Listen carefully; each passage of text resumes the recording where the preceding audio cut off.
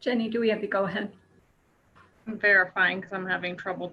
It says we are, but on my end it says we timed out. So hold on 1 second. Thank you.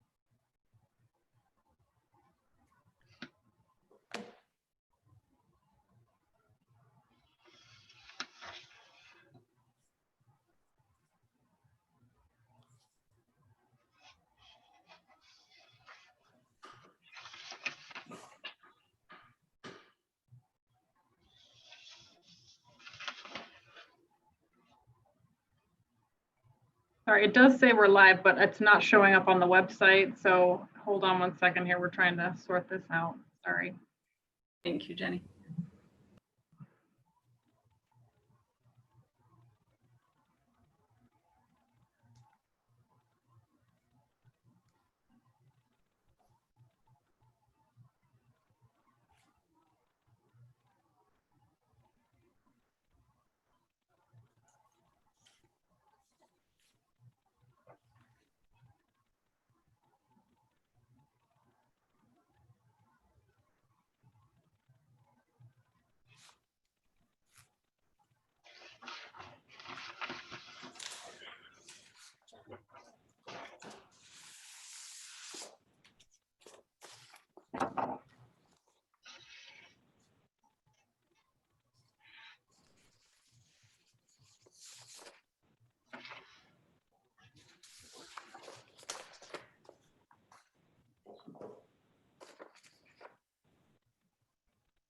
It seems to be working now. Is that the go ahead, Claudia? Yes, I would say go ahead because I can see you all live. Oh, okay, Claudia, you see it for sure? Yes. Okay, great. Thank you everyone for your patience while we work through those technical difficulties. Good evening and welcome to the virtual meeting of the City of Dublin Planning and Zoning Commissions. The Ohio legislature passed several emergency laws to address the pandemic, including the ability for public entities to conduct virtual meetings. We appreciate this ability to maintain our continuity of government and will be holding our meetings online and live streaming on YouTube until further notice. You can access the live stream on the city's website. We welcome your comments on cases. In order to submit any questions or comments during the meeting, please use the form under the streaming video on the city's website. Your questions and comments will be relayed to the commission by the meeting moderator. Please provide a valid name and address when submitting your comments, and please refrain from making any inappropriate comments. We want to accommodate public participation and comments to the greatest extent possible, and we certainly appreciate your patience. At this time, I'd like to call the meeting to order and ask that you please join me in the Pledge of Allegiance. Everyone participating, please put your video off in the off position and unmute your microphones as we join in the Pledge of Allegiance. Thank you, Nikki, for the display. I pledge allegiance Allegiance to the flag to the flag of the United the States, United States of America, Republic, and to for the which republic it to the stands, republic which which it stands, stands, under one nation, God, under God, God, indivisible, indivisible, for all. with liberty and justice for justice all. for all. Thank you, everyone. At this time, Ms. Beal, will you please call roll?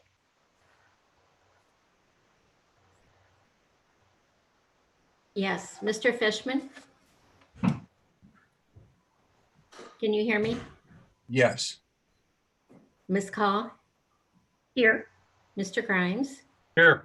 Ms. Kennedy, Here. Mr. Supalack, Here. Mr. Schneier, Here. And we excuse Ms. Fox. She had a family emergency today and will not be in attendance. She may join at a later time, but as of right now, we do not expect to see her this evening. We wish her and her family members well, and certainly they are in our thoughts. I will entertain a motion to approve the documents into the record and to approve the minutes from the following 3 meetings, May 21st, June 4th, and June 11th. So move. Thank you, Mr. Grimes. Is there a second? Second. Second. Who was the first second before Ms. Kennedy? I heard a male voice before Ms. Kennedy. Fishman. Fishman. Thank you, Lauren. Ms. Beal, will you please call roll? yes, Mr. Schneier, Yes. Mr. Supalack, Yes. Ms. Kennedy, Yes. Mr. Grimes, Yes. Mr. Fishman, Yes. Ms. Call, Yes. Thank you, Ms. Beal. The Planning and Zoning Commission is an advisory board to City Council when rezoning and platting of property are under consideration. In such cases, City Council will receive recommendations from the Commission. In other cases, the Commission has the final decision-making responsibility. Anyone who intends to address the Commission on any of these administrative cases must be sworn in. The agenda order is typically determined at the beginning of the meeting by the chair. The rules and regulations of the Planning and Zoning Commission state that no new agenda items are to be introduced after 10:30 p.m. We have one case eligible for the consent agenda, which is case number 6, number 20-117, final plat for a re-subdivision of portions of the University Boulevard Phase 2 plat. Does anyone wish to pull this case off the consent agenda? Hearing no comment, we will leave it on the consent agenda. Anyone intending to address the Commission on any cases this evening, please turn your video on, raise your right hand, and answer in the affirmative. I'll pause as you turn your video and your audio on.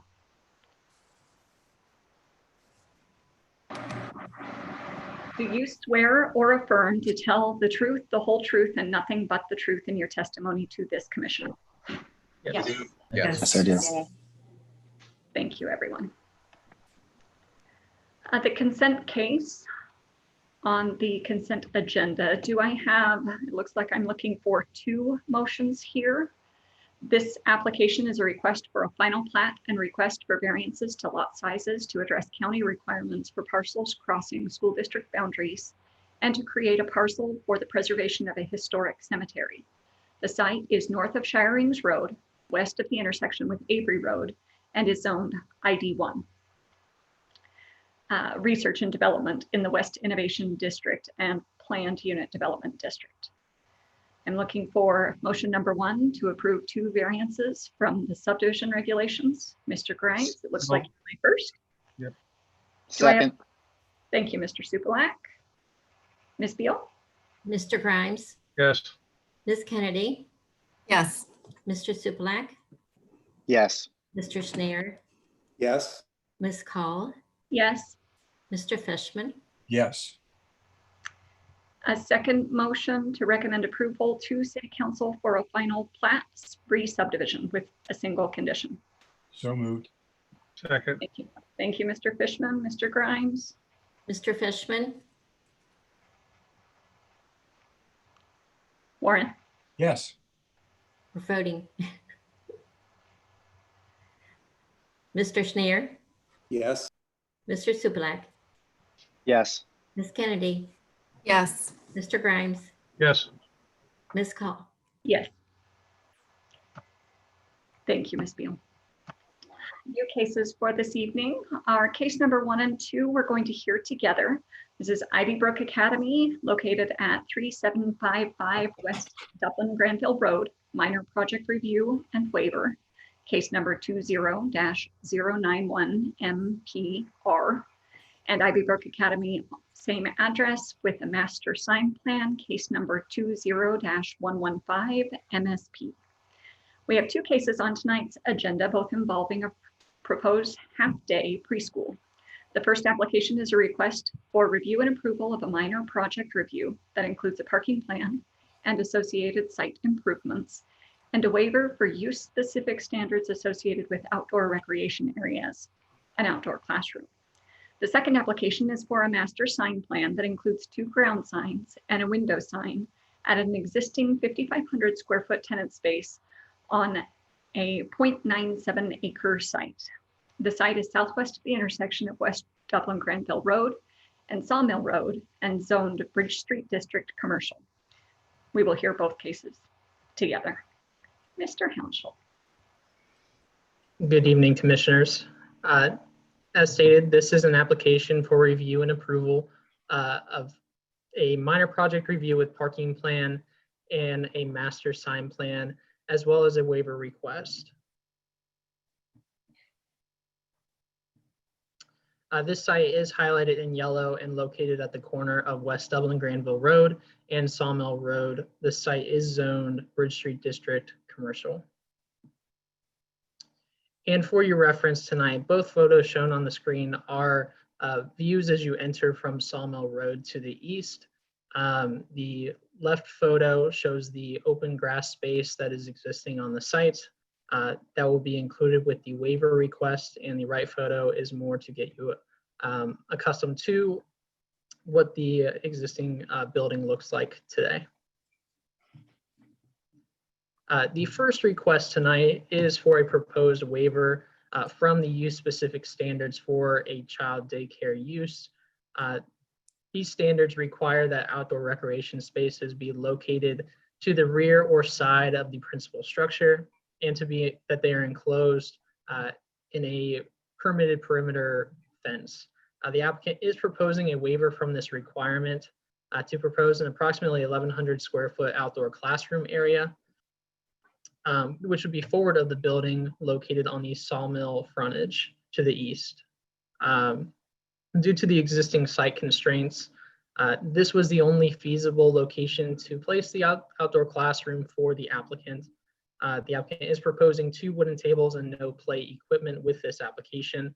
Planning staff is recommending, is conditioning that the fence being proposed be a 4-foot tall wrought iron black metal fence, and that the final furnishings, including the 2 wooden tables, be finalized and approved with staff following the application. Following the publishing of the packets and staff reports on Thursday, the applicant did submit inspirational images for potential classroom equipment to staff, as noted in the planning report and in the presentation on the last slide. It was the understanding of staff that there would be no play equipment on the within the classroom area on the site. Should the commission wish to entertain the idea of classroom equipment, the commission would need to make a motion to accept these documents for consideration tonight. And the applicant is prepared to speak more towards the utilization of potential classroom equipment. The second approval needed tonight is for a proposed parking plan. A parking plan is required within the Bridge Street District zoning code for daycare uses. This use will have 14 full-time employees with 96 students. The site as it stands has 32 parking spaces, with 2 of which being accessible spaces. The applicant is not proposing any modifications to the site that would impact the circulation or parking counts shown on the screen. To give you some reference, should this site be located outside of Bridge Street District and in a different zoning district, This use would require 30 parking spaces based upon the full-time employees and student count. Shown on the screen are the two existing monuments and cabinets that have held previous signs for this site. The left sign, or the left photo, would be the monument located along Dublin Granville Road, and the right photo would be the monument located along Sawmill Road, where there is a temporary sign currently for the business. The applicant is proposing a master sign plan to utilize the two existing ground signs and also to propose some window graphics at the main entrance. This site is required to meet the zoning code requirements instead of the Bridge Street District zoning requirements due to the site predating the Bridge Street District code. The signs met the zoning requirements for the previous commercial use, but for a daycare use, these signs do exceed the maximum height and size limitations within the zoning code. Hence why we are reviewing a master sign plan tonight, as that was the only route to utilize the existing monument signs. The first sign shown is the ground sign located on Dublin Granville Road. The sign insert will be approximately 9 square feet on the 4-foot tall monument sign. The sign material will be a 3/16 inch polycarbonate panel with white vinyl letters, and the background color would be a holly green. Shown on the screen is the monument sign along Sawmill Road. The insert would be approximately 23 square feet on the 6.8-foot monument sign. The specifications of this sign are the exact same as the sign shown on West Dublin Granville Road. Planning staff is recommending that the applicant eliminate the use of the white vinyl letters and replace them with acrylic push-through letters with a 1/4 inch relief. And shown on the screen are the proposed window decals for the entrance into the site. This includes the logo of Ivybrook Academy and also the hours of operation for the business. Planning staff has reviewed this application to all applicable criteria and are recommending approval of the waiver review with no conditions, approval of the minor project review with parking plan with 2 conditions, and approval of the master sign plan with 1 condition. I'm happy to answer any questions the commission may have. The applicant is also here to address the commission. Thank you. Thank you, Zach. At this time, do we have commission members with questions for staff?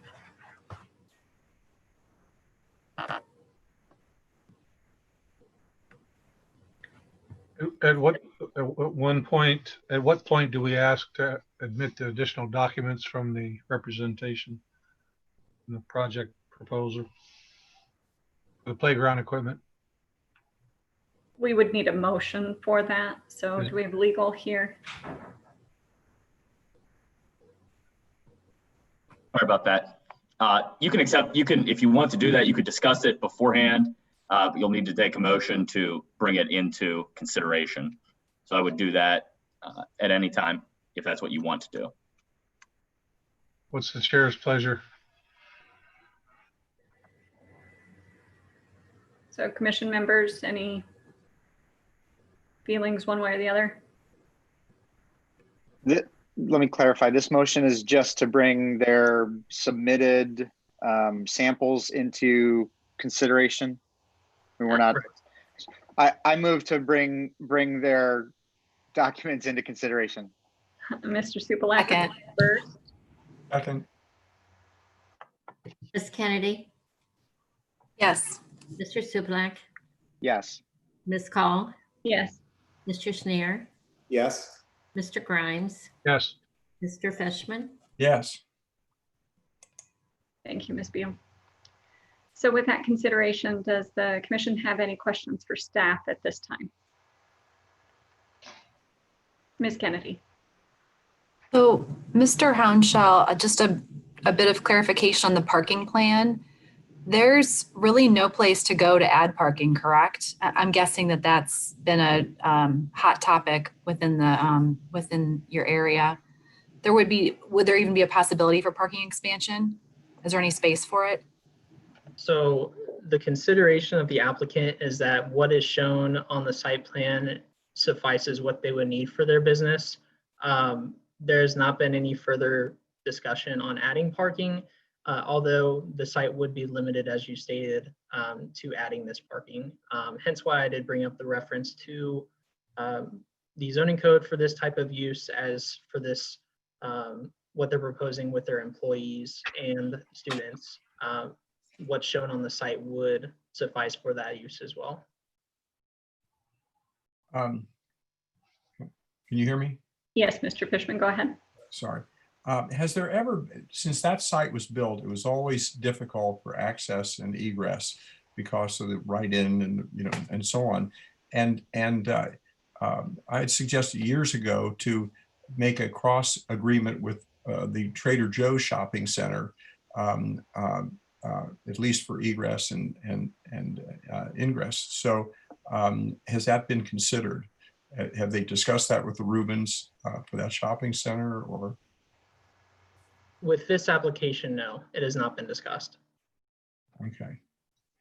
That would be great overflow, and that would be make egress especially easier. Mr. Hounshell, from my side, I'm just looking to make sure that my reading of the planning report is accurate. I'm going to speak specifically to signage.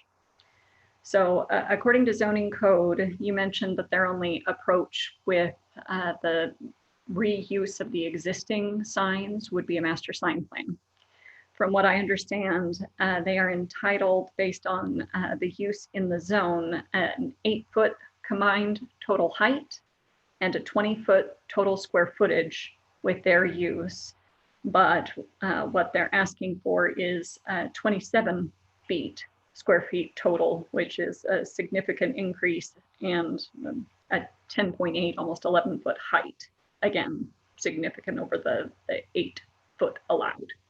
Are my numbers correct? I just want to make sure I'm reading it appropriately. Correct. All right. Question. Yes, Mr. Grimes. The where the outdoor classroom is planned, along that property line, there's a concrete wall. Is that the neighbor's wall, or is that this property's wall? That's one question. And if it's the 4-foot fence up against that wall, that doesn't give much above that wall to give protection for the playground area. So I'm just concerned about the placement of this playground area in conjunction with the parking lot next door and that concrete barrier. So to answer your second question first, the requirements in terms of setbacks for this fence are 5 feet from the side yard. This proposal does meet the 5-foot setback, so it will not be up against that, the stone wall. And it was my understanding that the stone wall is not maintained by the property owners today, although I would defer to them to confirm that or not. So the fence, as they are proposing, would meet the setbacks, and they have obtained the proper approvals from AEP to be within their easement. Thank you. And then just point of clarification, we are discussing that outdoor area specific to classroom use, and the classroom use has some play equipment in it as an indoor classroom would have, but it is not a play area. Is that correct? So what we're looking at tonight, as it was stated in the staff report and what was provided to you all, was that it would just be the open classroom space and the 2 wooden tables. Should the commission decide to consider potential classroom equipment out there, we would loop that into the condition that the final furnishings would be approved with staff's approval. But that is ultimately up to the commission's decision whether that be considered with this application. So Mr. Hounshell, just a couple of points of clarity then that I guess I'm seeking. If we're looking, parking requirements are the one that my brain immediately goes to, because typically that's calculated off of square footage. Not in this particular case, it's counted off of employees and student head count.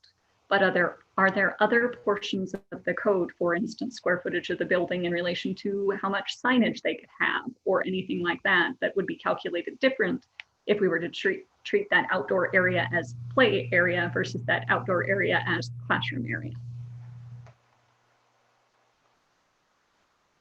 Are you asking how much, basically how much are they permitted to have?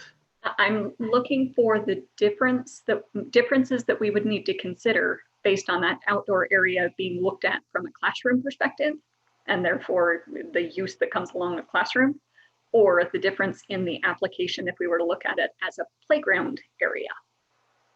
So Claudia, I see you reading my brain right there. Well, if I may, the Bridge Street Code does not have a parking requirement for a daycare use, period. It requires the submission of a parking plan.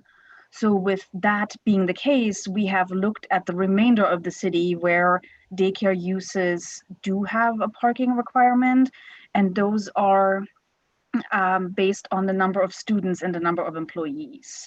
So as Zach had mentioned, if you take that into consideration, it would require 30 spaces and 32 are on site. The outdoor area has no bearings on how many children can be at the school. It is more of a state requirement depending on how many children can you fit inside your building legally, then you need a certain square footage of outdoor area. And from the sign perspective, that is a flat out code requirement that says for daycares, here is the number.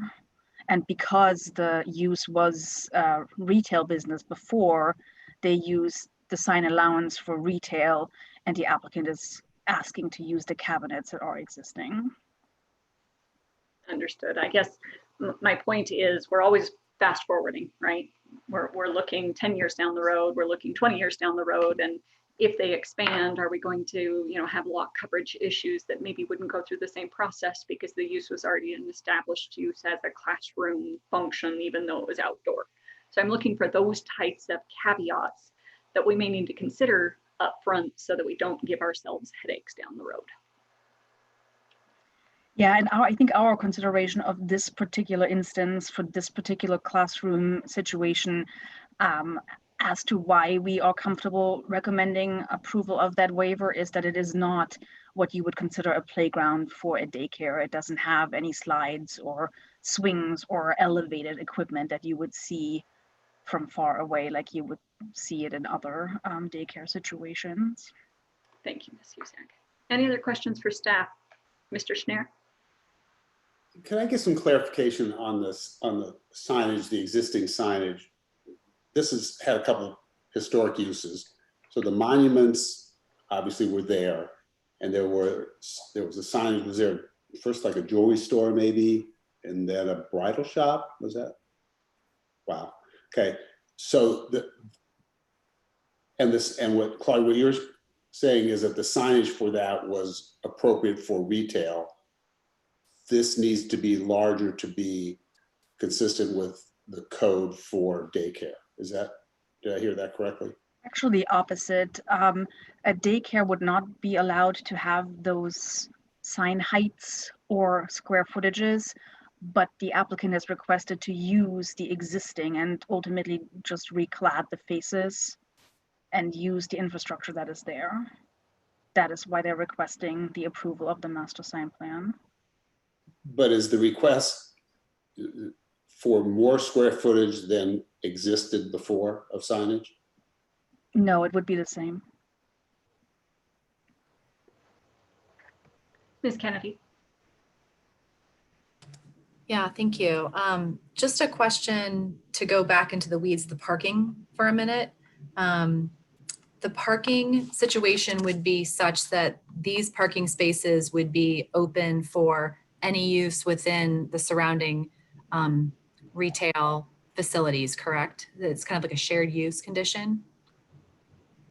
No. It's not actually, and that's really where the wall comes into play as well. We've had those conversations before consolidating maybe entry drives but the elevation is so different between the Trader Joe's parking lot to this parking lot that it really, the wall serves a purpose. It's, excuse me, it's retaining that parking lot. So it would take some significant engineering to find a grade that you could actually share. So it's not shared.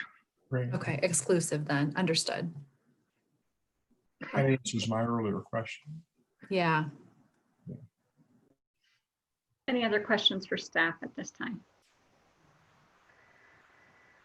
Okay, I'd like to invite the applicant up. If you have a presentation or if you have points of clarity that you want to offer, then we'll let you present first, and then we'll turn it over to the commission for any questions that they might have of you. Hello, I'm Evan Lee. I'm the owner, the franchise owner for the Dublin campus of Ivy Brook. First of all, I just wanted to thank everyone for allowing us to come on. I know it was short notice. Just a quick background of Ivy Brook Academy. We're a true half-day program, a Montessori program, with an emphasis is on hands-on. Our kind of curriculum and our philosophy is very much different from your traditional daycare program. So we consider that outdoor space as an outdoor classroom, not a recreational area. So I just wanted to make an emphasis that there's no large equipment going out there. It's really more of hands-on activities that we have. And those pictures that you saw are certainly all optional. And we'll, work with Zach and Claudia. Our biggest thing right now is to have that ability to have that outdoor space. Because we do, that is a crucial part to our half-day program in our classroom. I'm going to kick it over to Drew McWilliams, who's the founder of Ivy Brook Academy, if he wants to say any words. Sure. Good evening, commissioners. Thank you for letting me join you. As I can just echo Evan's comments, the pictures of the items were truly of inspiration that we have used in other states and other places around the country. Emphasis of importance for us is just to be able to have just a fenced-in area for children to be able to go outside whenever we teach them about clouds, sky, trees, to be able to physically look at those things in person is really the key and the objective. And I just want to thank you for the ability to take it into consideration for us. Thank you, gentlemen. Commission members, looking to you. Do you have any questions for the applicant? I'd like to say something also, if I might. Yes. Sorry, I didn't mean to just get right in there, but Paul Granger with Two Bart Signs. And I just want to make sure everyone takes into consideration the importance of signage. When looking at this lot with all the trees it does have around it, and if we went by code and we're only allowed the one sign, we'd really be limited to the amount of exposure that Ivy Brook would be getting. We looked at can we put a sign on the building, but with the school being offset, you wouldn't be able to see it. So utilizing both monument signs on the road is going to give Ivy Brook their best chance of getting more children into their space, which in turn is going to help everyone, keep going and moving forward. And with that being said, we're just looking at sliding the old panels out and sliding new panels in. So we're not looking at changing anything to it. So hopefully you'll take that into consideration. Thank you, Mr. Granger. Commission members, looking to you. Do you have questions for the applicant? Mr. Grimes. You have a half-day program. Does that mean you have 2 sessions a day? Is that the plan? The plan eventually will be 2 sessions. For now, we really the first year, just to get our business up and running, we're just going to run a morning session. And you can run over 90 in one session? It'll be closer to 85, but our second session will actually drop the 2-year-olds. The classroom, obviously 2-year-olds won't come in the afternoon just because of nap time. So our second session will become much more lighter. So Commissioner Grimes, based on the building size dictates the licensed occupancy being around that 90 number. Although the facility has the ability to be licensed in the 90s, it is not our desire to have that many students in the building.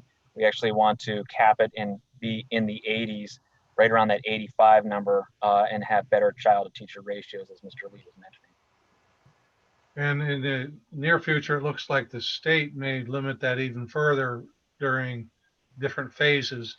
Correct. How does that fit in with your plans? Correct. I'll take that if you don't mind. Yeah, right now, the state of Ohio is having limitations of a 10 student per classroom max. Quite honestly, from a business perspective, it benefits new preschool owners very well, because there are a lot of children that are not going to be able to stay in their existing school, and existing facilities are going to have to pick and choose which ones are going to be staying in their facilities versus having to find a new home. And we are happy to be able to meet the need of those students that are looking for a new home during this pandemic.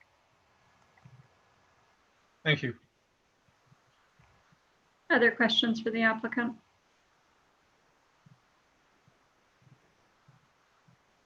And I apologize, I'm with my other hand trying to get the current view of what the signage looks like right now out there at the corner. Actually, Drew, Mr. McWilliams, forgive me, how about this? Daycare is even half day is all about pick up and drop off and orchestrating that well. Are you at all concerned about flow or staggering that volume when it comes and goes?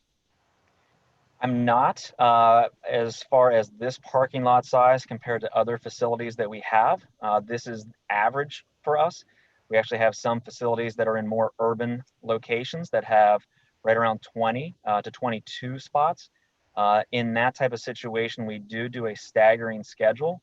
So we make sure that we mandate the flow of traffic, so there is no overlap and we don't have too many cars in the facilities parking lot at one time. For this volume that we have and this low of number of students, because we have some locations that have well more than 85, this 30, or I believe we're in the low 30s for parking spaces, seems adequate, but that if it does become something that we need to stagger, then that's what we want. We want the best for our parents and for our families. Got it. Thank you. I was just looking for an answer that you potentially manage that situation appropriately to your business. Yes, Thank sir. you. So Mr. Ganjay, if I could ask you, so I'm on Google Maps right now looking at the placement of those two sign, the monument and the ground sign right now. Yes. So it looks like you have I'm guessing the smaller of the two is immediately adjacent to the west side entrance on Dublin Granville. And then the larger one is amidst the trees around the corner within Sawmill. That's correct. So looking at the sign cabinets, you know, of course, Google Maps, you don't know the last time they updated or anything. And those appear to be in pretty good shape. And for clarity, you're requesting that the cabinets, everything stay existing, and essentially you swap out the sign panel in the existing monument area. Now, for my fellow commissioners, I'm hoping you can see my screen here. So if you can see, this is the Dublin Granville. So you can see the sign monument right here. And Warren, I'm looking somewhat to you for your experience. And then if I drive my car virtually around the corner, my best view is not a very good view, but you can see amidst the trees, barely, if you're looking pretty hard, you can see right here the other monument sign that's again amidst those trees. So those are the monument signs that we're looking at. I'm going to go the other direction so you can see a little bit better. Here, this monument sign. This is, I'm looking, I'm where I shouldn't be looking. I'm in the west side lanes of Sawmill, looking back toward that parcel. So I want to give everyone some visibility into where those signs would be placed. Yes, Ms. Kennedy. So I want to dig a bit deeper into that. Maybe this is a question back for the staff. So if in the event of, can you give us some precedent within the city? So in the event of a monument sign being in place and a new business moving into a given facility, would that facility be required to tear down a monument sign? Are there examples of that type of situation that are in this city that you can share with us just to give us some reference point? So to speak towards this application specifically, the applicant, so obviously we're here to utilize both existing monuments as they stand. Because they are larger than what is permitted per code, per zoning code, that is why we're in the master sign plan. Should the applicant have wanted to just utilize one monument sign, it would have been planning's recommendation to remove the other monument sign. So like as these monument signs have been there for 2 previous users, those users were able to meet the requirements of the size of signage and the height of signage for both frontages. So they were both commercial. Commercial typically has larger sign requirements. Here, daycare would not. So at least for this site, if they would have utilized just one sign that would have met zoning requirements, we would have required them to remove the other sign just because it would be sitting there not used. Just to be clear on that maybe as well, the applicant is allowed to have 2 monument signs. Right. It's just that they're allowed to have, and this is a code math, so to say, they are allowed 1 1/3 of the maximum allowable height and square footage of one sign. So they get a little bit of extra if they have 2 signs, because they are on 2 frontages of right-of-way. This particular application, again, is before you because these signs are there. If you recall, McDonald's removed their sort of old school monument sign and then did newer, more modern signs that were smaller, and they did that combination of wall and ground, which they technically would not be allowed to do without a master sign plan. We have an application on the agenda tonight for a concept plan where also it is proposed that a sign be removed and new signs be installed. So it does happen occasionally, but like Zach said, because this has historically been a retail business, they were allowed to use those signs without having to get any special allowances. Mr. Fishman. Yeah. Thanks, Claudia. I drove by them today, number one. I drive by every day, but I kind of drove in. That when the jewelry store was there was a lot of controversy about those signs, okay? In fact, I think it went to court. Also, there's many examples throughout Dublin where we made them shorten the pedestals or take down the pedestals or change the signs. My concern is setting a precedent here. So I can't remember any case. This is the first one I've seen where we said, well, we're gonna let you not be in code because the pedestal's already there, okay? And so I think when I drove by, actually, if they put the sign on the sawmill pedestal, it's in the trees, okay? They're gonna have to trim up the trees to have good visibility for the sign. And so I think it's a great use, daycare for that location, because with retail, it's always been controversial getting in and out of there, jamming up on Sawmill, jamming up on 161. Not to bore you with all that, but my concern is precedent. And as I said, this is the first case I've ever heard that we're going to let them not be in code because they don't want to tear down the pedestal or change the pedestal. Any other questions for the applicant before we discuss? Mr. I actually have a question for staff. Are they allowed right now a wall sign on the building? Not without removing the ground signs. It's this unique regulation in the Bridge Street Code where buildings that are not built or that predate the Bridge Street Code, that are not urban buildings, that are not on the road, that are not built under the code, are subject to the existing zoning code that was in place prior to the Bridge Street Code. So that's why they would only be allowed either 2 monuments or 2 wall signs at the size of the daycare allowance. Piggybacking on that, Claudia, can you speak to the window, the door decals, and how those are classified in our existing sign code? There is an allowance for window signs at a small square footage, and then also informational window signs wouldn't be regulated and not require permits, so that the hours of operation, for example, would fall under that. But the decals themselves that identify the Ivy Brook Academy, the appliques or whatever. Yeah, that would be part of the sign plan as well. And that's the or condition you spoke to earlier, that wall signs or monument signs, not both. This is actually, that would be considered a window sign, even though it's on the door.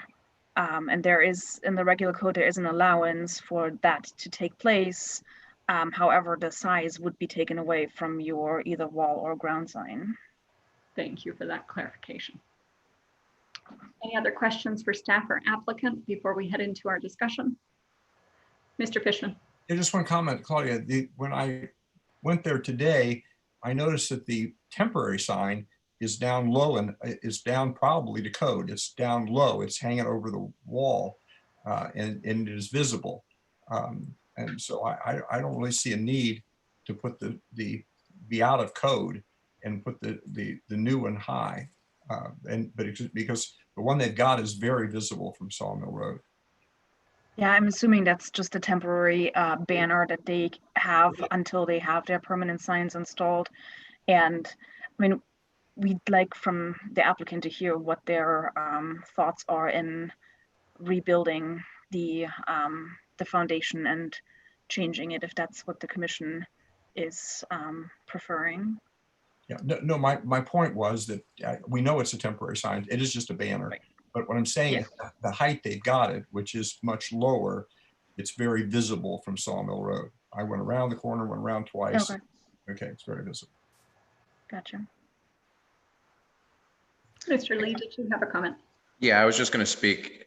We thought our kind of easiest route would be to maintain the existing stone brick and mortar signs that are out there. We thought that was kind of our least path of resistance versus, wanting to do a building sign and then removing a stone sign. You're, as a small business owner during COVID-19, you're just increasing the cost. So our biggest thing was cost. And it was like, let's take the least path of resistance. There are 2 great brick and mortar stone signs out there existing. We thought, hey, let's just be able to slide out the old pieces and slide new ones in. And we thought that would be the kind of the easiest route to go. Yeah, right. Thank you, Mr. Lee. All right, Commission, looking to you for discussion. Warren, do you want to kick us off with thoughts and opinion on this application? And remember, we have 2 motions. We have the sign package and we have and I've lost my notes. So the subdivision regulations, sorry, wrong one again. Helps if I turn my page. The waiver to permit the outdoor rec area, and then the minor project with parking plan, and then a third that is the sign. Yeah, I have no problem with the brick and mortar, the stone and mortar sign. I just think it could be lowered, and we've done that in the past. We've had people rebuild it by just putting it into code. And as I said, I think it's as far as the use of the building, I think it's a great use, and I really welcome them. But I think I worry about precedent with the signs, and also, that's pretty much the situation of the sign. I think we have a precedent problem, and I think the signs will be too high. As I said, they were controversial when the first retail went in, and I think we should stick to whenever we can, we should stick to the code. Thank you, Mr. Fishman. Mr. Supalak, you want to head up next? It's an attractive project. It's a good use of that site. I'm just generally, if we're going to comment here. I'm just going to generally say I support the waiver for putting the outdoor area towards the front in lieu of towards the back. There is no back on this building. I can actually also support the reuse of these signs as they are. They're nice looking signs. There's nice looking bases. You know what I mean? They're putting in good quality materials with dimensional letters. I can support that as well. Generally, I support this project. Thank you, Mr. Supalack. Ms. Kennedy. Thank you, Ms. Call. I'm on with Warren on most of his comments. Proposed waiver for the classroom on board. It seems like it's well done, appropriately placed, and given the constraints of the property, it makes sense. The parking plan, I'm on board with that as well, given the explanation that the applicant gave us regarding the flow of traffic and how they're going to manage that effectively. Because this site was previously retail, if this property ever goes back to a retail condition, it seems like it's going to be able to meet parking requirements should the ownership change. And then with regard to the signs, one of the things I love about Dublin and the planning and zoning, I think, has done a great job of keeping signs at a minimum and not having them be in your face. If you drive down Sawmill, you look at the Dublin side and the Columbus side, and there's very much a stark difference in how the two sides of Sawmill look. So I would be in favor of getting these signs back into code and I'm not in favor of the waiver on the sign package. Thank you, Ms. Kennedy. Mr. Schneier. I echo Mr. Supalack's comments.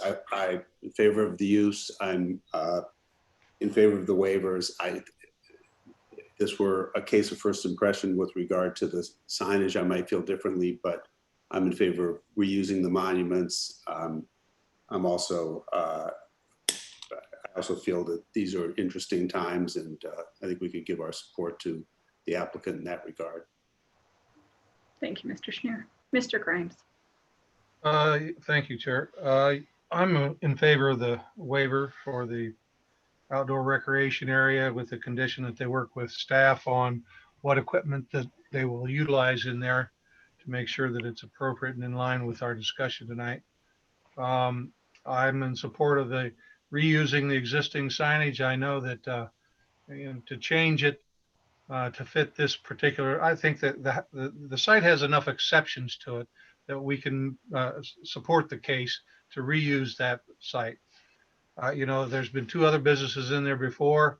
You know, if this is as successful a site as the applicant likes, he may need a bigger site with easier entrance and exit, because I can see he's going to have to be really on that when the children are flowing in and out, because they're going to be hanging out on Dublin Granville Road, and you're not going to want that at all. So if you're not on that, that's going to be a problem. You know, parents with kids that young, you know, they're going to line up and be hanging out all over the place. I applaud you if you can enforce that discipline on those kind of parents. But the signage, I think that, you know, it is a very mature with a lot of trees, a lot of foliage, as was mentioned. It is a beautiful site. And I think that you wouldn't even see a sign probably if you put it on the building. So you need to have a presence close to the curb. If you're driving up and down either of those roads, you can just go right by and not even notice those existing signs, let alone, you know, if they were smaller, it might be harder to. And I agree. Let's use what's there. I don't see the big deal. And I also approve the master sign plan. Thank you. Thank you, Mr. Grimes. I echo the rest of the commission as far as, you know, welcoming this type of use to Dublin. We have a need. You know that, you know, the last few months have not been normal, and, you know, Montessori approach to preschool gives diversity and allows for the residents of Dublin and their children to have an experience that is not prevalent among the area. So we welcome that opportunity. The parking plan I'm also in support of. I think that the the code's met. And so you're exceeded by 2 spaces. And I think that that allows for a little bit of flexibility while not overwhelming and, you know, paving paradise, so to speak. But with the third one, I echo Mr. Fishman and Ms. Kennedy. Our job, while sometimes not very fun, is to look at an application, its use, its function that either meets code and enhances the city that we work so hard to keep the way that we like to keep it, or to look at opportunities and flex. Unfortunately, the former use was a retail use, which had different regulations. It allowed for more signage. Now, we always have opportunity to look at our code and see if it needs to be revisited, see if it needs to be readdressed.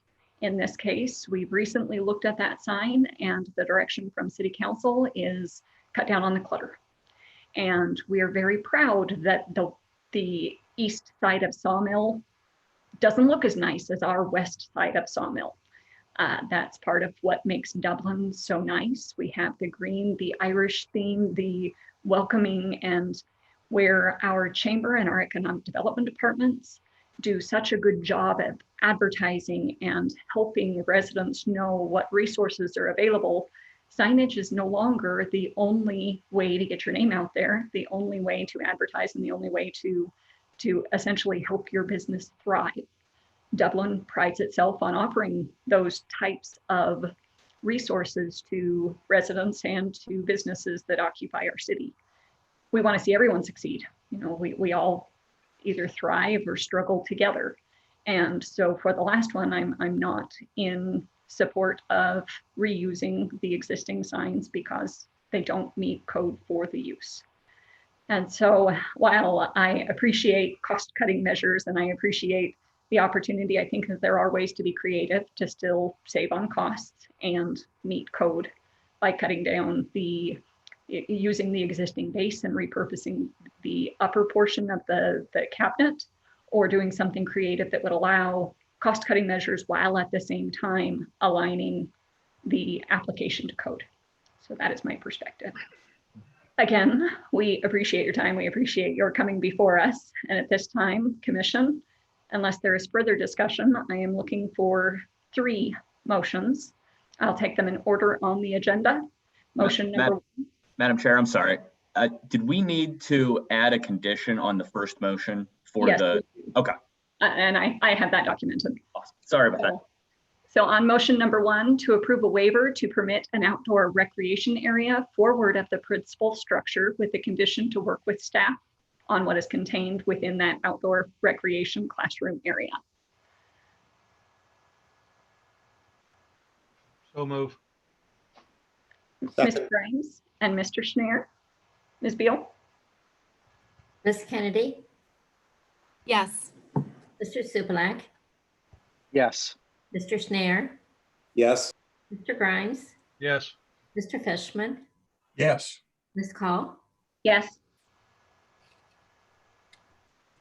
I'm looking for a second motion. Motion to approve minor project with a parking plan with 2 conditions. Staff, could I have you present those 2 conditions?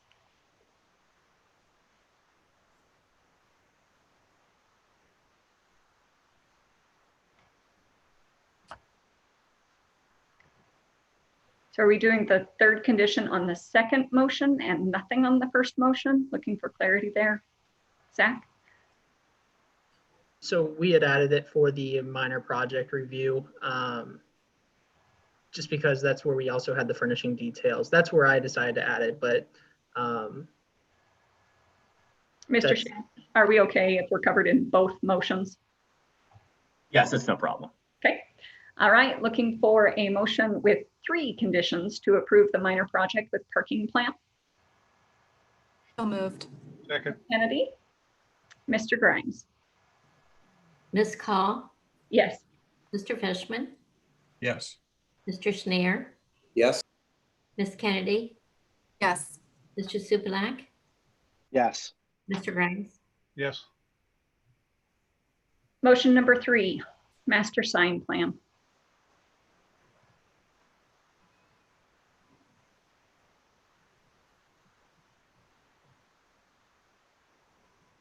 Ms. Call, Yes, ma'am. do we want to explain the scenario in the event of a tie vote to the applicant? Yes, we do. So Maybe legal can jump in here. that's where I was going. So Good. Mr. Shamp, it's all you. So my understanding of it, and I apologize, I haven't been here on a tie before with the even number, is that the motion would fail. And correct me if I'm wrong on that. We need a majority of the board for a passing vote. Correct. That's my experience as well. Can I make a suggestion? Maybe we can let the applicant speak and see if he would like to bring the signs into code. I think Mr. Sapalak made a very good point, or somebody made a point about just eliminating the top and bringing the signs down. And that, I think that would be on the way to bringing it into code. So before we make the motion, maybe we should let the applicant comment if he'd like to, since he can read the vote probably. Mr. Lee, Mr. Ginjay, Mr. McWilliams, do you have comments on that idea? Question I have on that idea. So would it be, we'd be able to utilize both monument signs, just take and lower the bases, or would we have to get rid of one of the monument signs and then bring the other one into compliance? So the code, and Claudia, please keep me honest here. The code allows for a maximum height of 8 feet and a maximum square footage of 20 feet. And so if that is accomplished modifying one monument sign or modifying both monument signs, that would be subject to your and staff's recommendation and approval. However, the code as we read it is a total of 8 feet in height where you currently are 10.8 and a total of 20 square feet where you're currently 27. And just to clarify this one more time, and it is complicated if you are allowed 2 signs, it is 1.3. The numbers you stated plus a third of that number. So essentially, instead of 20 square feet, we'd be at 20. You're not losing very much. You're going from, if my quick and dirty math is correct, you're going from 27 to 26 square feet of signage, give or take. The ground sign maximum area is actually 15 for daycares. So that's where we get the 20. So 20 would be what can be divided between the 2 signs. So you could have 2 10s, or you could have a 15 and a 5. And then the maximum height is 6. So your maximum height would be 8 divided between the 2 signs. So Claudia, just one point of reference for this. If those minimums and the multipliers could be included in the staff reports for next time, that will help us as we're doing quick and dirty math on the fly and that sort of thing. Certainly. Thank you. So essentially, our recommendation would be for you to tell us, do you want us to consider the sign reduction? And that's how we put forward the motion. Or would you rather us put forward the motion as the staff report is currently contained with the 27 and the 10.8, understanding the commission's previous discussion? Well, when looking at the overall of it, and like Evan had stated with the times we're in, for us to remove both signs, build new signage, get engineering, we're looking at a cost of $10,000 to $17,000 for Evan to take into place versus the $1,000 we have into refacing. So it's quite a huge jump into the pocketbook of somebody that's just trying to start his new business. Therefore, when you're trying to utilize what's existing and it's already a great presentation, then you have to take that into effect and go, okay, well, now I've got to come up with this amount of money, plus get engineering on all this, and then also bring everything back into compliance with, bringing the backhoes in, taking down the foundations, pulling it all out, and then putting in a new sign. Can I make? Understood. And if this were a retail use, if we were staying consistent with the use of the previous monuments, it wouldn't be an issue because it meets code. It's just because of the change of use that we fall into this category of the use change does not allow for the same amount of signage as a retail function. So it is not a requirement that both signs need to be modified. It is just a requirement that it be brought, a suggestion from at least 3 of the commission members that it be brought into compliance, which is that 20 square feet and 8 feet in height. And again, that can be accomplished by modifying just one of the 2 signs. And my personal recommendation would be the one on Sawmill, where it is high enough that it's in the trees. And so that will be a constant struggle where there is no visibility from Sawmill currently, that be the one that is addressed. But of course, that's a recommendation only and not a requirement. Understood. And then that'd be a call for Evan to make also, so. Mr. Fishman.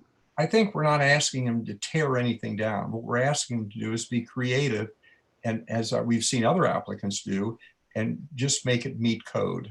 And I think that we welcome them very much, and we understand that it's very easy when you start a business for 1,000 to turn into 17,000, and we understand that. But my problem is, I can't speak for the other people, is that I've seen these happen many times, and I've seen people say that they're starting out and they don't have the money, and they get very creative and they manage to meet code. So I think if we start letting people not meet code, the next guy is going to say, hey, you let that great daycare, and we're in worse financial shape than they are. And so I sympathize with you, and I love the use, I love everything else about it, and I want you to be successful. But I think that finances isn't a reason not to meet code. Thank you, Mr. Fishman. So applicant, looking to you.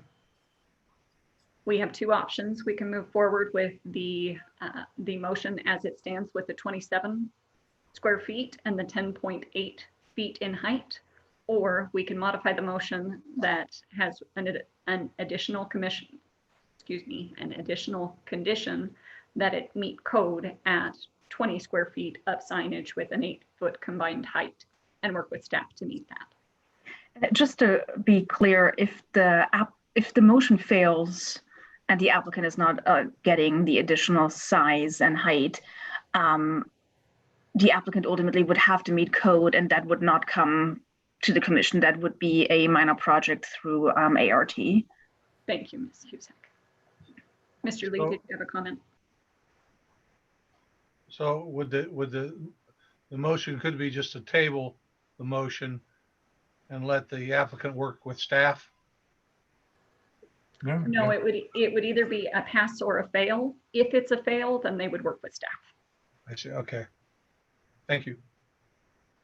Paul, I'll rely on you a little bit. What's the best scenario for us? Everyone knows that, you know, the sawmill sign is obviously bigger, and that's what's obviously exceeding our limit as a preschool. I will say though, that is obviously the largest sign, right? So the cost increases there. Mm-hmm. And I think from an aesthetic standpoint, leaving the stone as big as it is and putting a smaller sign aesthetically would just not look good. And so I'm going to rely on Paul a little bit for his creativity and you know, for a sign purpose. What do you think, Paul? Well, removing the cabinet off and then putting a smaller sign and having the big base is, I think it's going to deter from what you're looking for. Because if we table it and then we go for bringing your sign into code and we get 20 square feet, then you're going to want to maximize just the one sign. Therefore, you're going to want, you know, as big as possible, which the base is going to have to shrink, and we're going to make the sign bigger. So at this point, you know, if the motion does fail, then we're back to going in and, you know, taking out the sign, putting in a different sign anyways. Am I correct on this? Just wanted to make clear one more time, you cannot have one sign that is 20 square feet and 8 feet. Those numbers have to be divided between 2 signs. The maximum allowable size of one sign for your site is 15 square feet and 6 feet in height. Okay. So our path if this vote is denied is exactly what? So if the third motion tonight is denied, then you fall into the normal code, which is either you're allowed the one sign with the 15 square feet or the 6, Claudia, is that right? 6 feet? 6 in height. Mhm. Or 2 signs with a total of 20 square feet. You get a little bit of a bonus if you're dividing them between 2 signs. So 20 square feet and 8 feet in total height. And then how that is worked out, if you're modifying 1 sign or 2 sign, then you would work with staff to accomplish that, but it would fall into the standard code. Okay. Paul, are you in agreement to vote? I would say let's vote. We're already Okay. here, and if it fails, then we'll get back in design and figure out what we're going to do. Okay. But I think for the most part, I think this is our best option, is to move forward and try and get a master sign plan. Agreed. All right, with that, Commission, looking to you, I will entertain a motion. Applicant has requested that we approve the master sign plan with the single condition. Motion to approve with the single condition. Mr. Grimes, do I have a second? Second. Mr. Schneier? Ms. Beal? Mr. Supalack, Yes. Ms. Kennedy, No. Mr. Grimes, Yes. Mr. Schneer, Yes. Mr. Fishman, No. Ms. Call. No. Thank you, gentlemen, for this evening. And I hate to end on a sour note, but we do appreciate the application. We do appreciate the use, and we certainly welcome the business to the city of Dublin. Welcome. All right, I'll give staff a moment to do their thing with the audience. The next item on our agenda this evening is the Corners Phase 1, case number 20-095 CU FDP. It's a conditional use final development plan.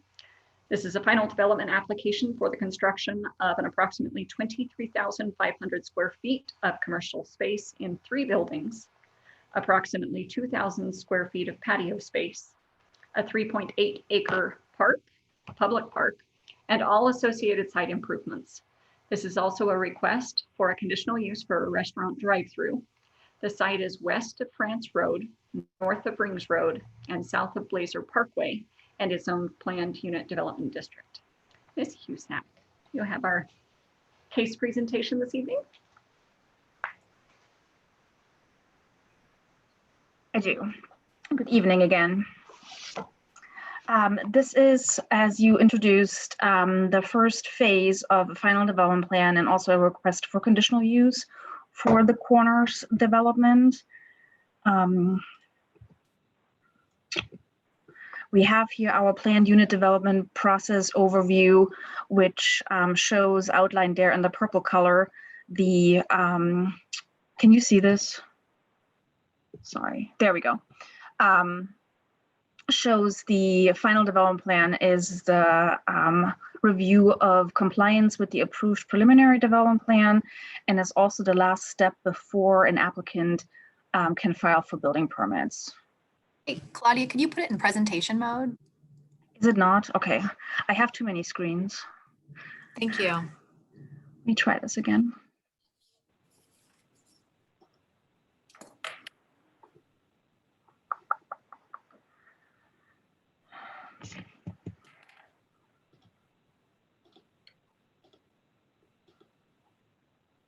Not a deal breaker, though. We can still see the slides.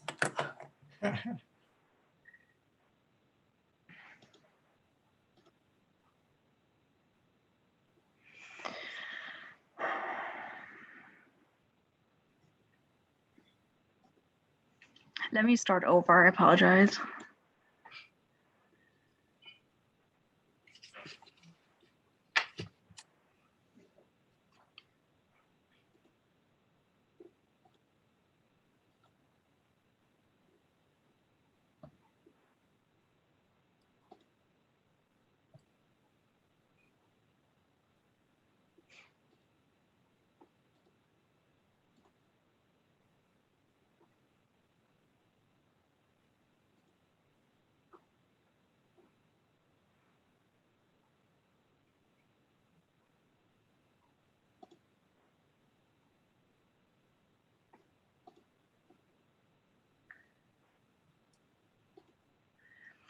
Yeah, I think I need to navigate there again. I'm sorry.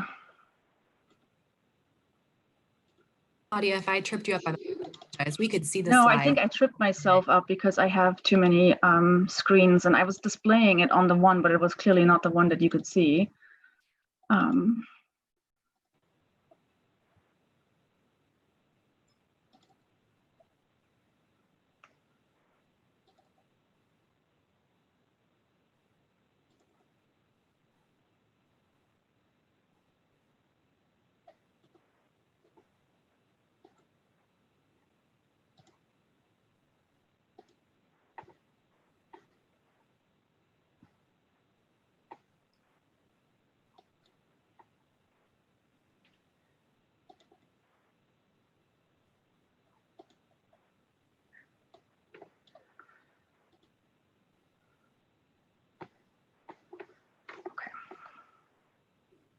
It's a really good presentation, I promise. Relax, it's okay. You're just saying it's worth the wait. We're good with waiting. Yeah.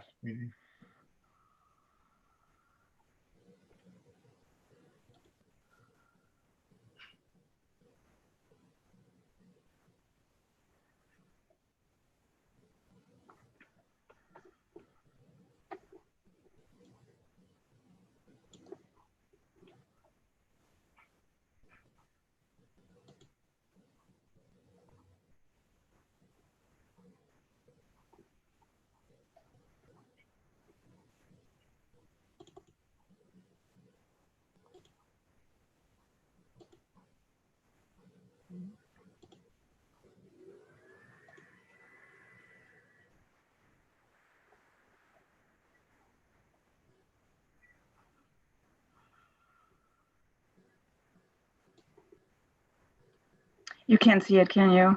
We can see it, but it's in just the normal view, not the presentation mode. Yeah. But Yeah. it's fine. We can see this way.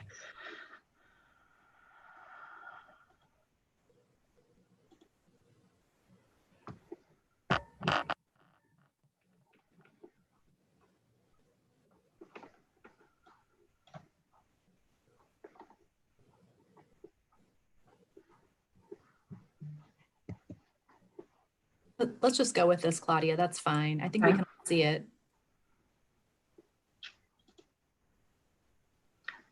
Does this look better at all?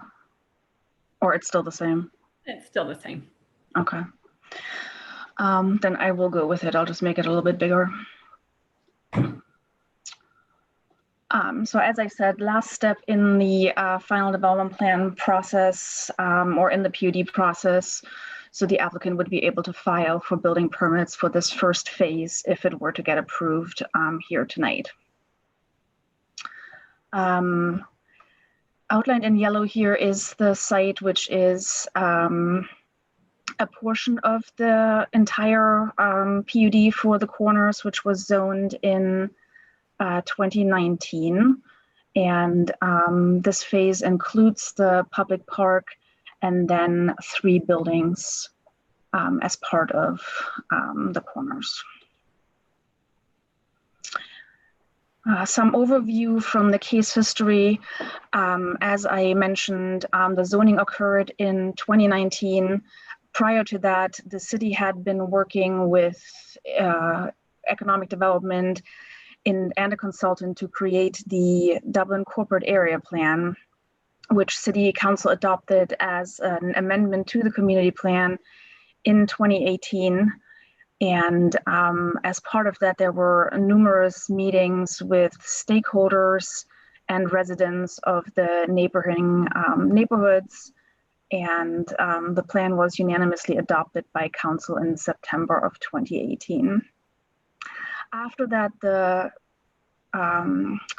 economic development staff actually issued a request for proposals for development of this particular site within the Dublin Corporate Area Plan, which is a site that the city owns and still currently owns. So the city is the applicant for this application.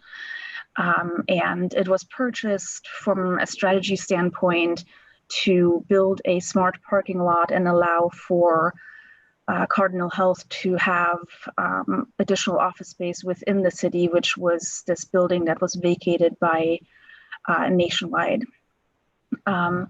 The developer Daimler was selected as the developer of choice for this particular zoning, and we have been working with them throughout 2019 to get this rezoning off the ground and write a development text for this PUD, which is unique to this particular site and for those uses, and also still having interactions with adjacent residents and tailoring the uses, the allowances, the density, very much to the requests by the residents, as well as amenities for nearby office users. The final plat was approved by the Planning Commission on March the 5th of this year, and then by City Council on April the 20th.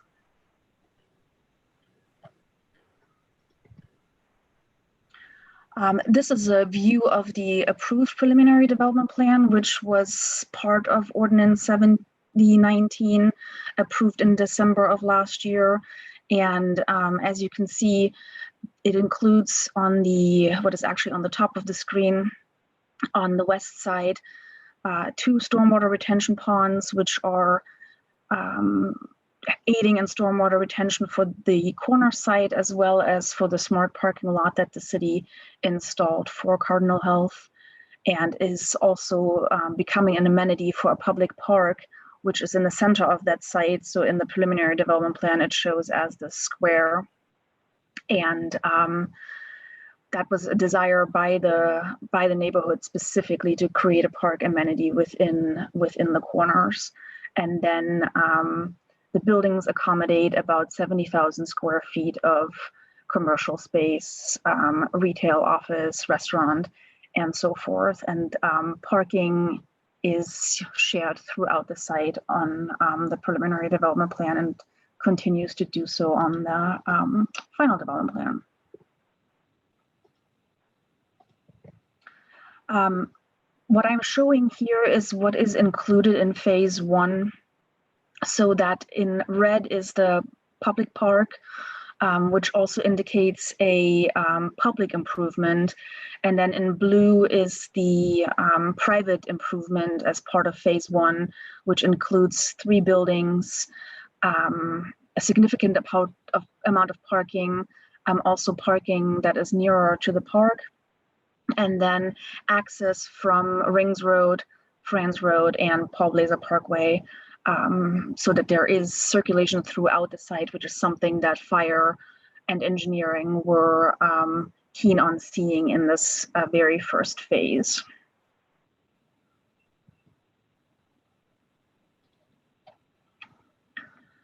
The applicant has provided renderings for the development. So here again, you can see the 3 buildings. 2 are to the north of the site along the France Road frontage. And then the smaller building, building A, is tucked there in the corner. And all buildings can accommodate patio spaces. Building A specifically also has a small pocket park.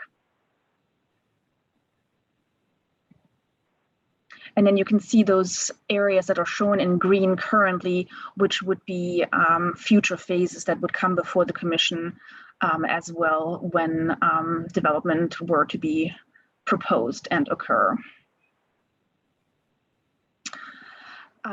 Here is the plan that shows the buildings within phase 1. As I said, building A is the smallest one tucked there in the corner. It's 2,260 square feet. And in the red area is shown the outdoor patio and dining space for that particular building. Building B in the center there is 12,600 square feet, and then building C right at the entrance off France Road is 8,080 square feet. All buildings can accommodate outdoor patio spaces.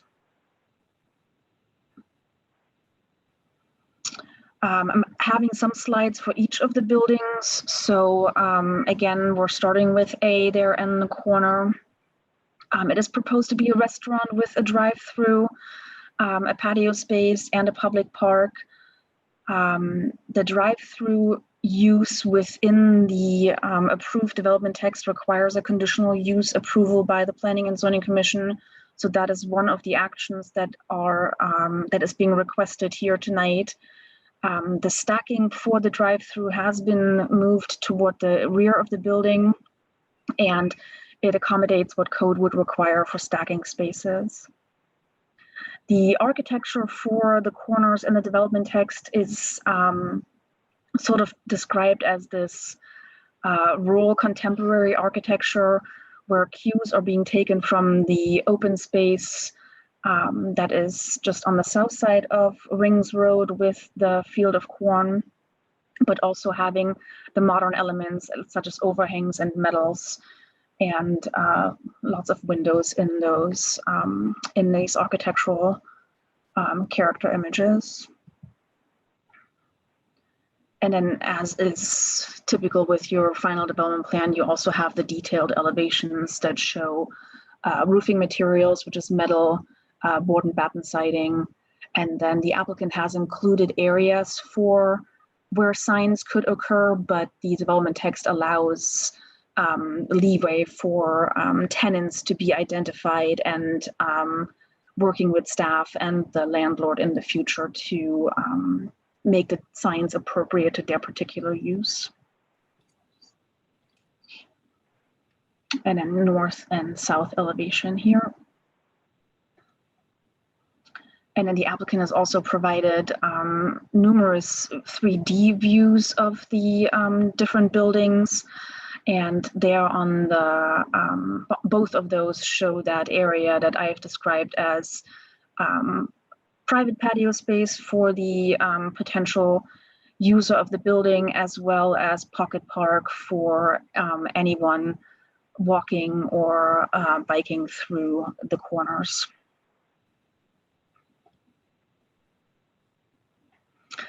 Building B is the largest of the ones proposed with the 12,600 square feet. A commercial retail building, all those uses are permitted within the corners development text, and continuing with that rural themed architecture with the board and batten siding.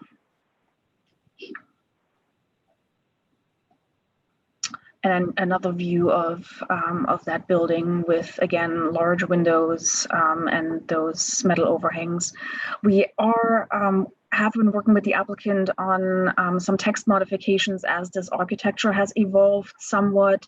So there are some text modifications included that better describe the architectural elements that are being proposed here, as they were not as detailed at the time of preliminary development plan. And then again here, the applicant is showing where signs could occur depending on the makeup of the tenants and their needs, but there's also other signs allowed, such as projecting signs or signs on the canopy. So there is a somewhat of a master sign plan included with the text that you would be familiar with from the Bridge Street district. And then other elevations of that building as well. And then the last building, building C, is the 8,280 square foot commercial building, very similar in character to building, actually this should be C, as building B. So the applicant has stated that these first three buildings are intended to be of a similar character to one another with similar colors and materials.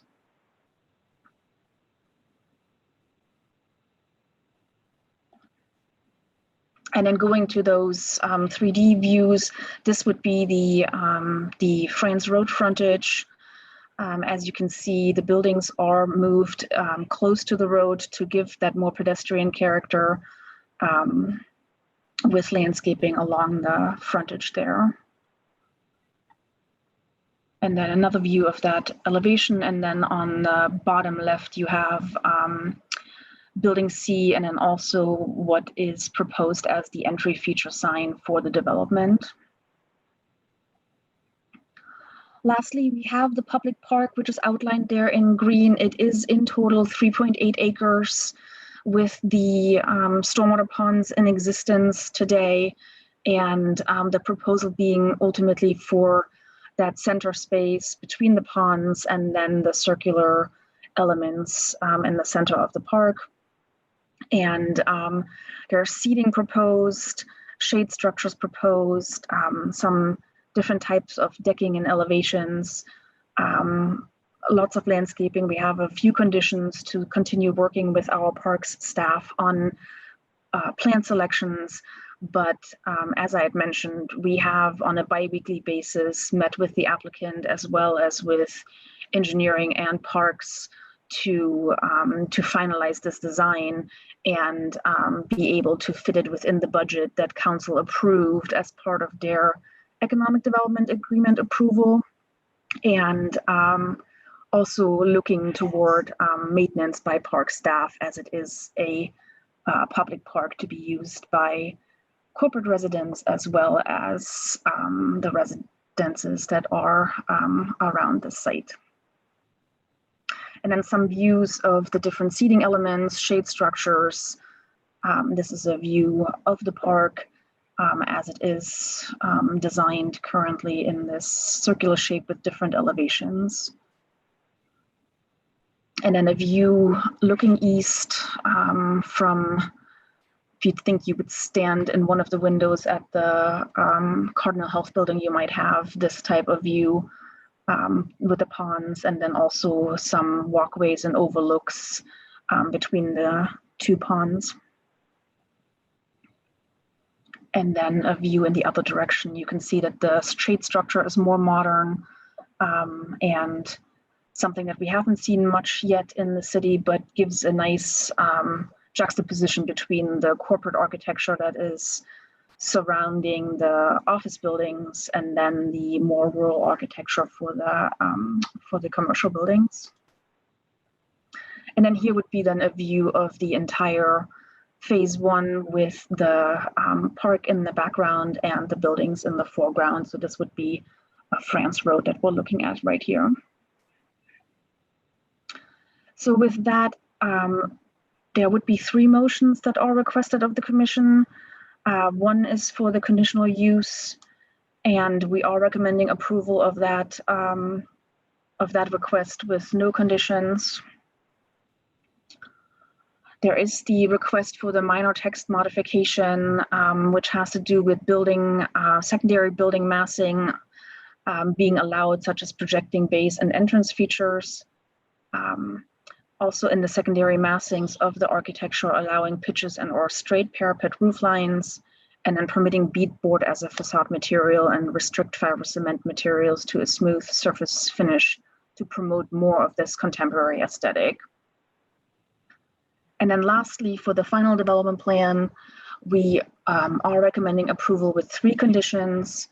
That the parking plans be updated to reflect the required number of bicycle parking spaces. The applicant continue to work with staff on the final layout and species selection for the park landscaping, and then also that the developer work with staff to demonstrate adherence to the text and landscape code at the permitting stage for building permits. We have received public comment that we've shared with the commission, and we have received 1 today, but everything else I have sent out to you all earlier this morning. With that, the applicant has a large team here to answer questions from the commission and entertain comments, and I am here to answer any questions, of course, as well. All right. Do we have any questions for staff before we turn over time to the applicant for a presentation? Ms. Kennedy? Ms. Call, do you think it would be worth sharing a summary of the public comments? We'll do the full public comments after we do questions, but before later commission discussion. Got it. So for staff, either Claudia or Jenny, could I have you prepare like we did last week so that we can just present them on the screen for everything that has been received by the commission as of this morning, and then the 1 comment that came in afterward, if that could be read into the record for the commission. So if you could prep that as we're turning time over to the applicant. I will do my best, yes. Thank you, Ms. Usak. All right. So who do we have the pleasure of working with tonight on the applicant side for the Corners Phase 1? Good evening, Madam Chair, members of the Planning Commission. My name is Paul Gadotti. I'm with the Damer Group, 6840 McNeil Drive, Dublin, Ohio. I have with me, and I know we have a large team, but we'll try to use that team appropriately to answer any questions that you might have. But we do have with us, if there are questions that arise, Carter Bean, lead architect for this project, Steve Kolwitz with Pod Design, land planner, and Katie Bauman, EMH&T, civil engineer. I also have a couple of my partners with me. I have them with me because we've actually spent the last 2+ years with the city going through the process of really what we thought the Corners was going to be, which initially had a residential component. We presented that to the neighborhoods folks late in 2018, and we were encouraged to get rid of the apartments and come up with a different plan, and that's where the public park came from. So that was the concept that we've been working with now for the better part of a year. Tonight, what we're trying to do is really twofold. One, obviously get the park improvements approved because we want to get that work done. This ground has sat there really in the state that it's been for many, many years. We actually helped nationwide back in the 2002 to 2008 timeframe, try to locate some office users to this site, and at the time we were unsuccessful. And so since that time, the ground was really sat in this stage. And so then with the city doing the smart parking lot, I believe it was important to create through the updated community plan, the DCAP, to create an amenity for a lot of the employees in the area. And that's what we've tried to do. So we got the park. We want to actually start those improvements, put all the road access points in on Blazer, France, and Rings this year if we can. So what has changed probably more than anything is, at least in what we do day to day, is where retailers are with their decisions to move forward on projects. Fortunately, the main retailer, I'll call them an anchor retailer, but they're only 2,200 square feet. But it is the type of retail that we all want. When I say we all want, the Corners can be a really special development if we wait for the right users and get the right kind of neighborhood support, office support type of retailers in close proximity on this location. If we just build a building and we don't get that right use, and the first one that goes, it's kind of like a subdivision, a single family residential subdivision. If the model home's not nice, don't expect the rest of the homes to be nice. So we're really working hard to get that right user. We have been in negotiations with this group now for probably the better part of 8 months, and we believe that we are in the final strokes of signing that. But in order to do that, we have to get this approved, not only for building A, which they would occupy, but also they don't want to be in a sea of construction. They want a certain amount of retail in close proximity to them, so they're not living through construction when they open their store and their operation. So that's some brief background about what we're trying to accomplish this evening. The other thing I would say is I read all the comments from the neighbors, and we have met with neighbors countless times. We've talked to them on the phone, and we've certainly spent a lot of time with Planning Commissioner Fox on a number of different issues over the last 2 years on this application. I will say many of the images that you saw on Claudia's presentation were images that Pod and Steve Kolwitz just got done today, some of those perspectives. And so when you see things like, boy, there's not enough natural features, or there's no outdoor seating, or things like that, there's not enough water.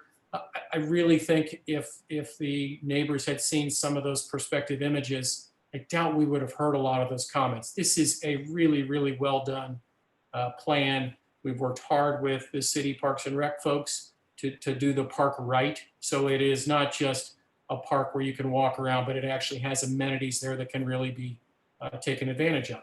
The other thing I'll say is the drive-through probably is one of the smartest design drive-throughs I've ever seen. And the reason why I say that is the positioning of the building is such that from French Road, you don't even see the drive-through. It is on the other side of the building. Certainly you'll see it from Blazer, no question about it. But the way it is situated, we haven't tried to hide it with landscape like we did with the Matt the Miller's drive-through up at Avery and Post. This is really done through smart architecture. I have to compliment Carter Bean on the way he's handled that. Having said that, we don't want to take credit for the way this whole project's designed. Claudia and her team and Rachel have spent a number of hours on this project over the last couple of years, and we think it's really a neat testament to really a public-private partnership working together to create a project that we think is befitting of Dublin. Thank you. Is there anyone else from your team, Paul, that you would like to speak before we turn some time over to the board for some questions and comments? Not at this time. We will use them to respond to questions as appropriate. Thank you. Thank you, Madam Chair. All right, Commission, looking to you. Questions for the staff or the applicant?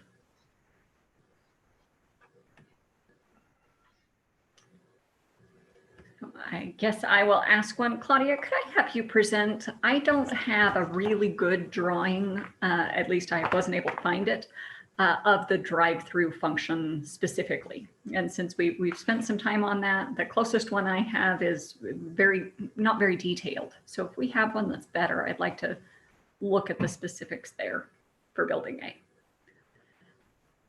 I will see what I can find. All right, thank you.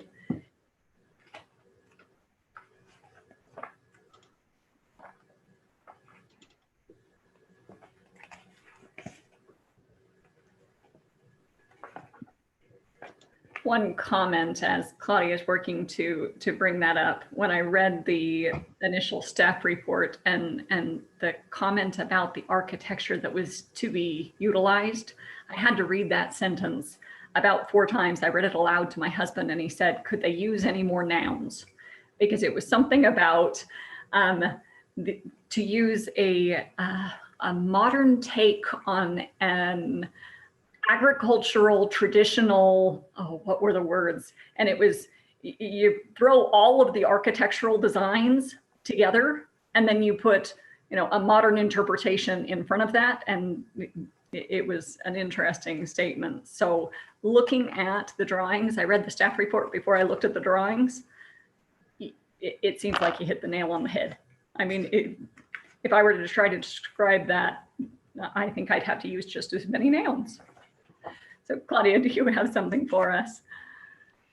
Yeah, so the entry to the drive-through would likely come from that. We're only seeing right now your directory. We're not seeing a drawing.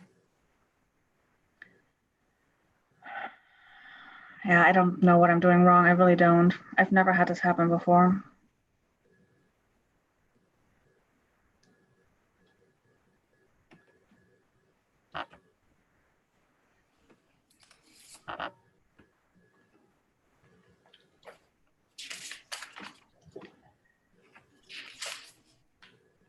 Paul, a couple questions, or I guess team, a couple questions.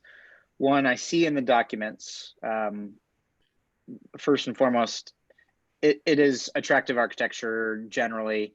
I see in the documents that all the massing is basically the brown finish with the white trim. Obviously, elements to sort of break that up, some push and pull on the architecture, some canopies of that sort, those types of things.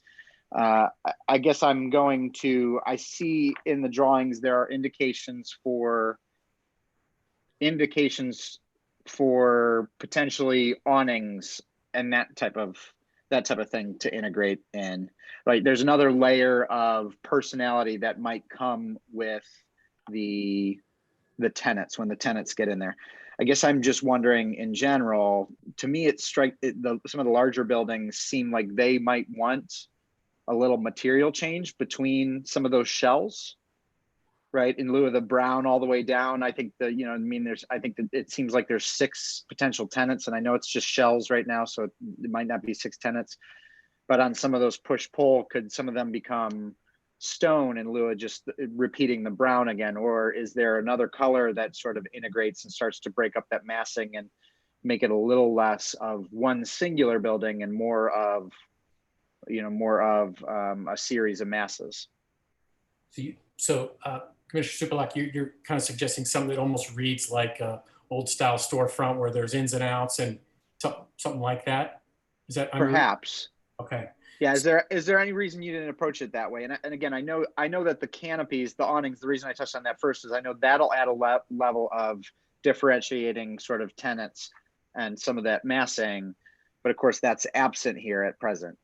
So I will respond, and if you want to hear a different answer, maybe it's a kind of a different derivation of what I was thinking. But when we did the two buildings up at Avery Place, the Matt the Miller building and then the Starbucks building with the Deweys, that was more of that look that you're describing, where there was a lot of ins and outs and relief, and it's made to feel just what you described with kind of the different storefronts. In our text that we got approved, I think back in December, we talked about this, and it's funny, it goes back to the chair's commentary as well. We talked about we could do that approach, but then everyone really kind of fell in love with this, whatever you want to call this architectural style of trying to match with a field of corn adjacent to our south, and then a 7-story, mid-rise suburban office building to our west. So I think we can do some of those things that you're describing, but I think the design team, and I'm gonna, Claudia, I'm gonna stick my neck out here a little bit with you. I think we kind of all collectively liked this looking more like a barn, because if you had a farm, the natural interpretation of a barn building, it would be one color, with that same material of roof. So the answer to your question is, I think we can, but should we, I guess is the question. And I wouldn't mind, Carter, if you're with us, I wouldn't mind you giving some thoughts to Commissioner Subalev's question. Well, and I'll say this before Carter jumps in. Your answer, I guess I was just looking for, was there sort of consideration there? And clearly there was, even at that, and maybe I'm not advocating or asking you to change anything in that regard as much as I still wonder if in some of that you do have the stone as an integrated material that with to the barn vernacular still makes a great deal of sense and might sort of break up a little bit of that massing a little bit. Food for thought. The other thing that will help is, and I know one of the public comments talked about, boy, why aren't we taking advantage of outdoor seating areas? That again is going to be driven off of an end user that would need to come back, I think, or work through the staff.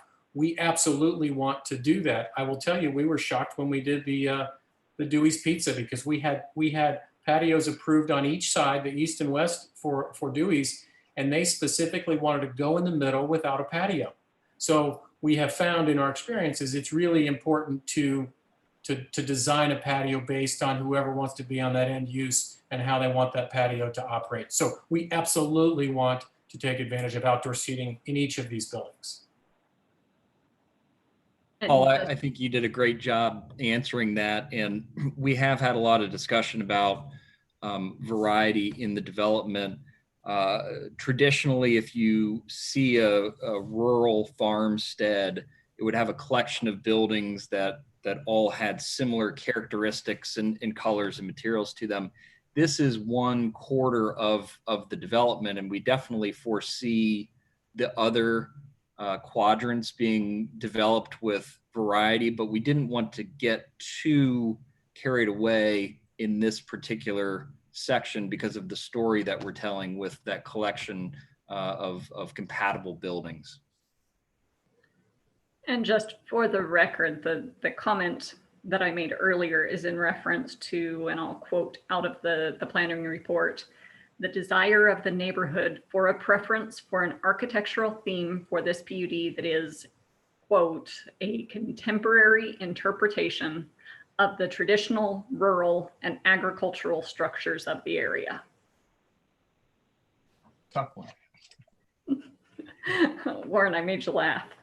Goal accomplished for the evening. All right, so drive-through. Claudia, turning time over to you. If you could talk us through building a drive-through and the queuing and where the menu board proposed would be, that sort of thing.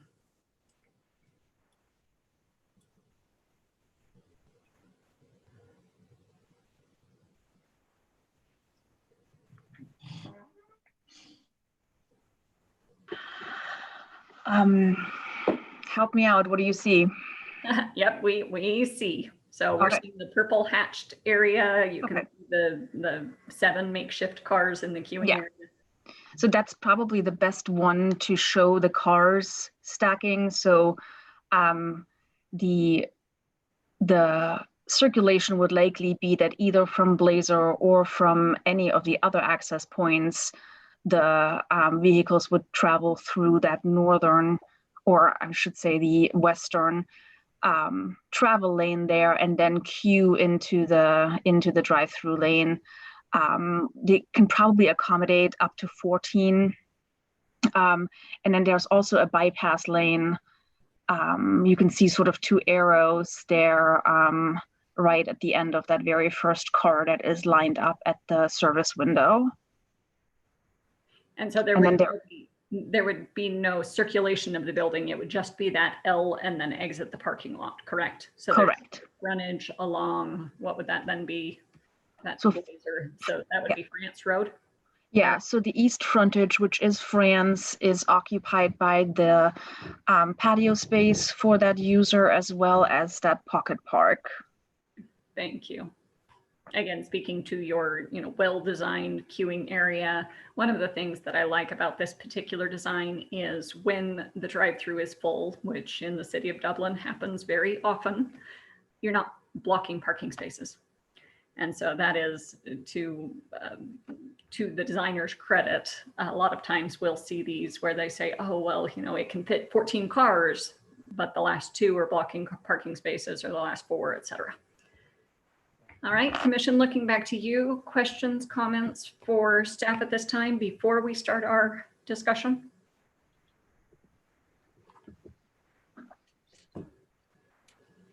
I can start off, and Yeah, Mr. Fishbeck, go ahead. When I looked at this yesterday, actually, I broke my rule and did it on Wednesday instead of today. But I think I was thrilled with it. I think that Daimler and the city worked wonderfully together with the residents and put together something that is really not just a strip center. That I think that's what the residents feared, and I think it's fabulous. I love the park. And so on. One thing this architecture that I can't, only Rebecca can say, I can't even get that many words together. It does have a lot of straight lines, and I assume we'll have lots of landscaping near the buildings to soften that a little bit. I have no problem with it at all. I think it's great, and I love the layout of the park. I really can't find anything I don't like about it. I think we're really off to a great start with this development. And I really commend Daimler and the city, because I know it was an arduous process. Yes. Ms. Kennedy, do you have a question or question for staff or the applicant?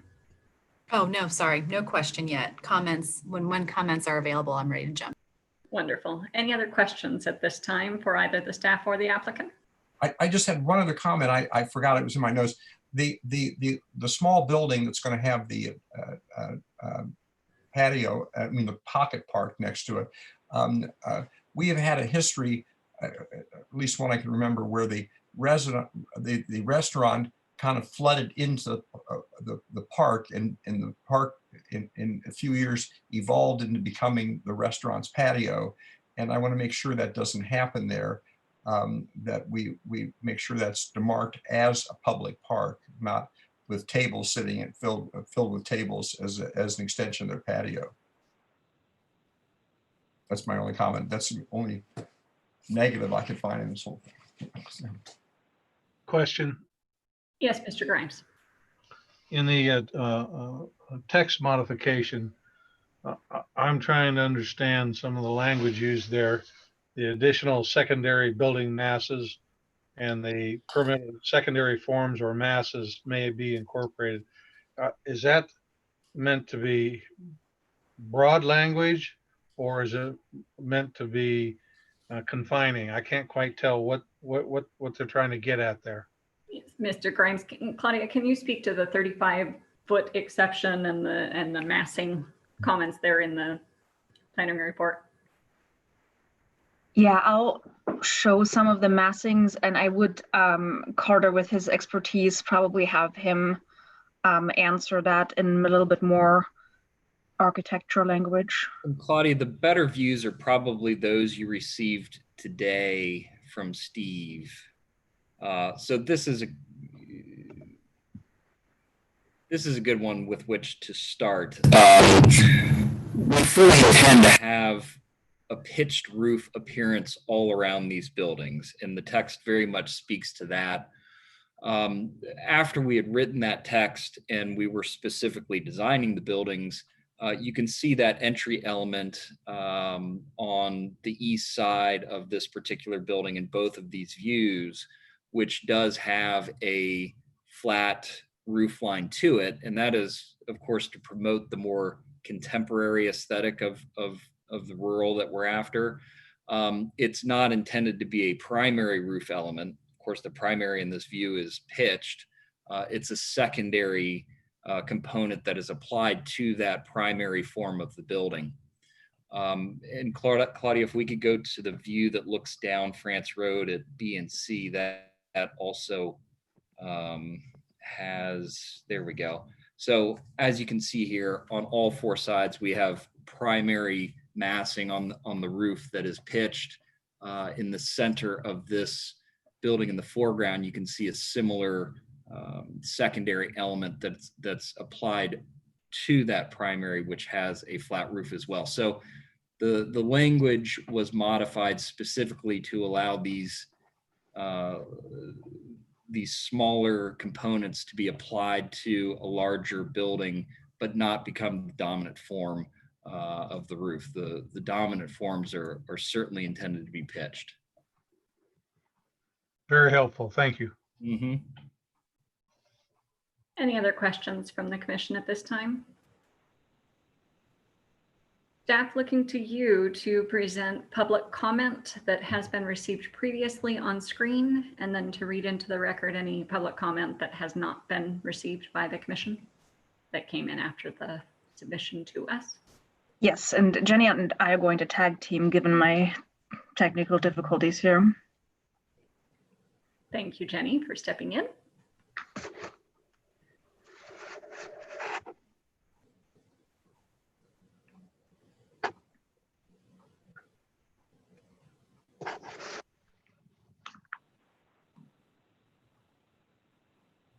Can you scroll down so that we can see the full applicant's name?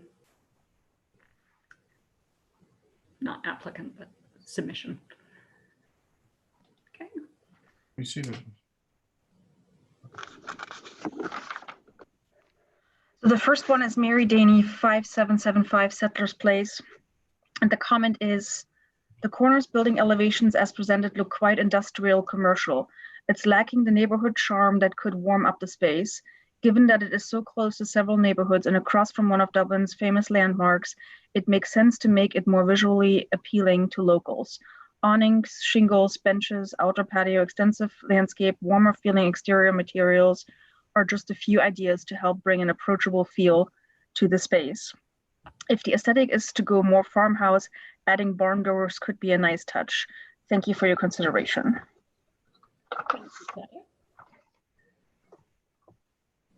And then from Mr. Daney, same address. A water feature under the park pavilion would be nice for visitors, something similar to the waterfall fountain planned for Riverside Crossing Park at Bridge Park. The farmhouse architecture is great. However, the early renderings of the project showed many more natural materials. The use of stone is non-existent in this plan. Stone is timeless and will ensure the project stands the test of time. Stone in the middle of building C and B would break up the massing of the large building. White hardy barn siding could also be a nice way to add some variation to the exterior. Perhaps white siding on the north barn of building B and south barn of building C. The white end caps may tie the two buildings together more. The metal roof is missing dormer windows. This would add more interest to an already expansive roof. Incorporating dormers and barn doors would add to the neighborhood charm. This plan is currently lacking. Building B and C should be slightly further apart with benches and a water feature between the two patios.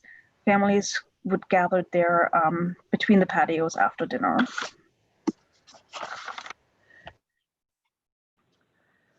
Patrick Murdoch at 4189 Haymaker Lane. Overall, the development plan looks really nice. It would be great to see some outdoor seating options for any of the commercial space that will be utilized for restaurants. Also, a water feature in the park or some local art would be a nice touch. Mr. Reed at 4670 Brittle Path Lane. Claudia, I want to let you know how upset I am about the Corners project. I just cannot believe that Dublin would consider cheapening our wonderful neighborhood like this. It will lower the property values, increase crime, and ruin the whole ambiance of Dublin. I am so proud of the field of corn, and having this project across the street will ruin this wonderful art display. It will only be a few blocks from my property. Please consider not approving this. Please do not ruin our neighborhood. Thank you for your consideration. And then this is the one that we received later today, which I believe is actually Mrs. Reed. Rachel, this was sent to Rachel actually. Wanted to express my concern about this project. Please do not ruin our wonderful neighborhood. This will increase crime and decrease our property values. Please do not be influenced by developers and destroy our neighborhood. I live in Llewellyn Farms. Thanks so much for your consideration. And then I had a little bit of a back and forth with Mr. Vanderbilt about where to find the materials, but in the end, he provided some comments that say, if I read the drawings correctly, it looks like a major feature of the commercial development is a drive-through diner. Really? Do planners really think we need another one of those? What about all of the empty restaurants on Tuttle? The land on the southeast corner of the property is not filled with ground plans or features, nor do I see it labeled for anything. Do you know what the plan is for that? Can it be green space? And then second to last, Mr. David Venn, 56 South Riverview Street. I would appreciate an increase in the number of bike racks available in the development. I see 2 areas with bike racks, Outlook and Loop in Building A. Perhaps a designer would be able to bank to a bank of racks between buildings B and C. It would be a missed opportunity to have a development right on the multi-use path do not adequately accommodate users. Additionally, I hope the developer consider ways to reduce the environmental impact of the development. The roofs of B and C look like they would support solar arrays or skylights to reduce energy usage. I suggest the addition of a bank of vehicle chargers for EVs somewhere in the parking lot. The city has charge point units around the city. It would be beneficial to expand this network whenever additional parking is added to an area. Thank you for your time. And then Beth Wicker at 5827 Country House Lane. I'd like to express my concern over the inclusion of a drive-through in the Corners mixed retail space planned along France and Rings Road. The presence of a restaurant drive-through in close proximity to our neighborhood at Rings and Dublin Road increases potential for excess traffic, noise, littering, loitering, late night disturbances, etc. There are several drive-through options for drivers to access located nearby that do not disrupt local neighborhoods. Including a drive-through in this new development, which is geared toward serving nearby companies and neighborhoods, takes away from the appeal of a walkable, family-friendly amenity. Thank you, Claudia. We will now commence discussion.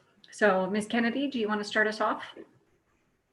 Yeah, I guess I'd like to just dig in a bit and maybe get a couple responses from Claudia or the staff on a few of the highlights from the public comments, Ms. Call, if you're open to that. So I guess one that stands in my mind because I'm a car person is EV chargers. So is there any requirement that new entities have to include anything in that space necessarily, Claudia?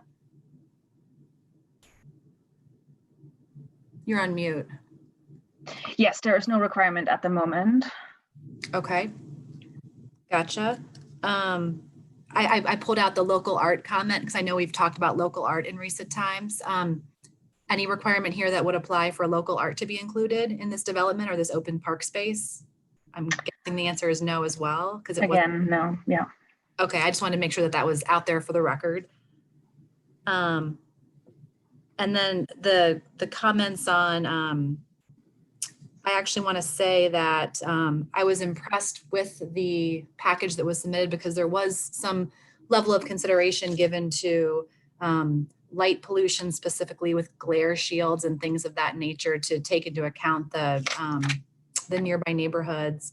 And I also appreciate, I just want to go back to Mr. Gudati for a second. I do appreciate that he called out some of the comments from the neighbors. We always appreciate when we hear applicants working with the local communities, and hearing that feedback and incorporating the outdoor seating features and other items. I think I just want to give a kudos to the applicant for being open to that voice. So I can stop with that for now, so we can share the time with others.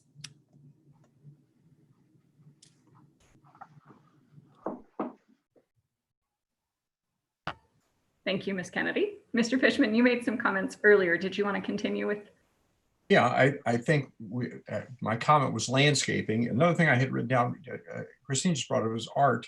I think we've been trying to start a tradition of putting some outside art in. We're going to do it in Ridge Street, and I think would be a great idea here that we have a place for it and have somebody come up with it. Also, the EV is really interesting. That I think that's really interesting and important.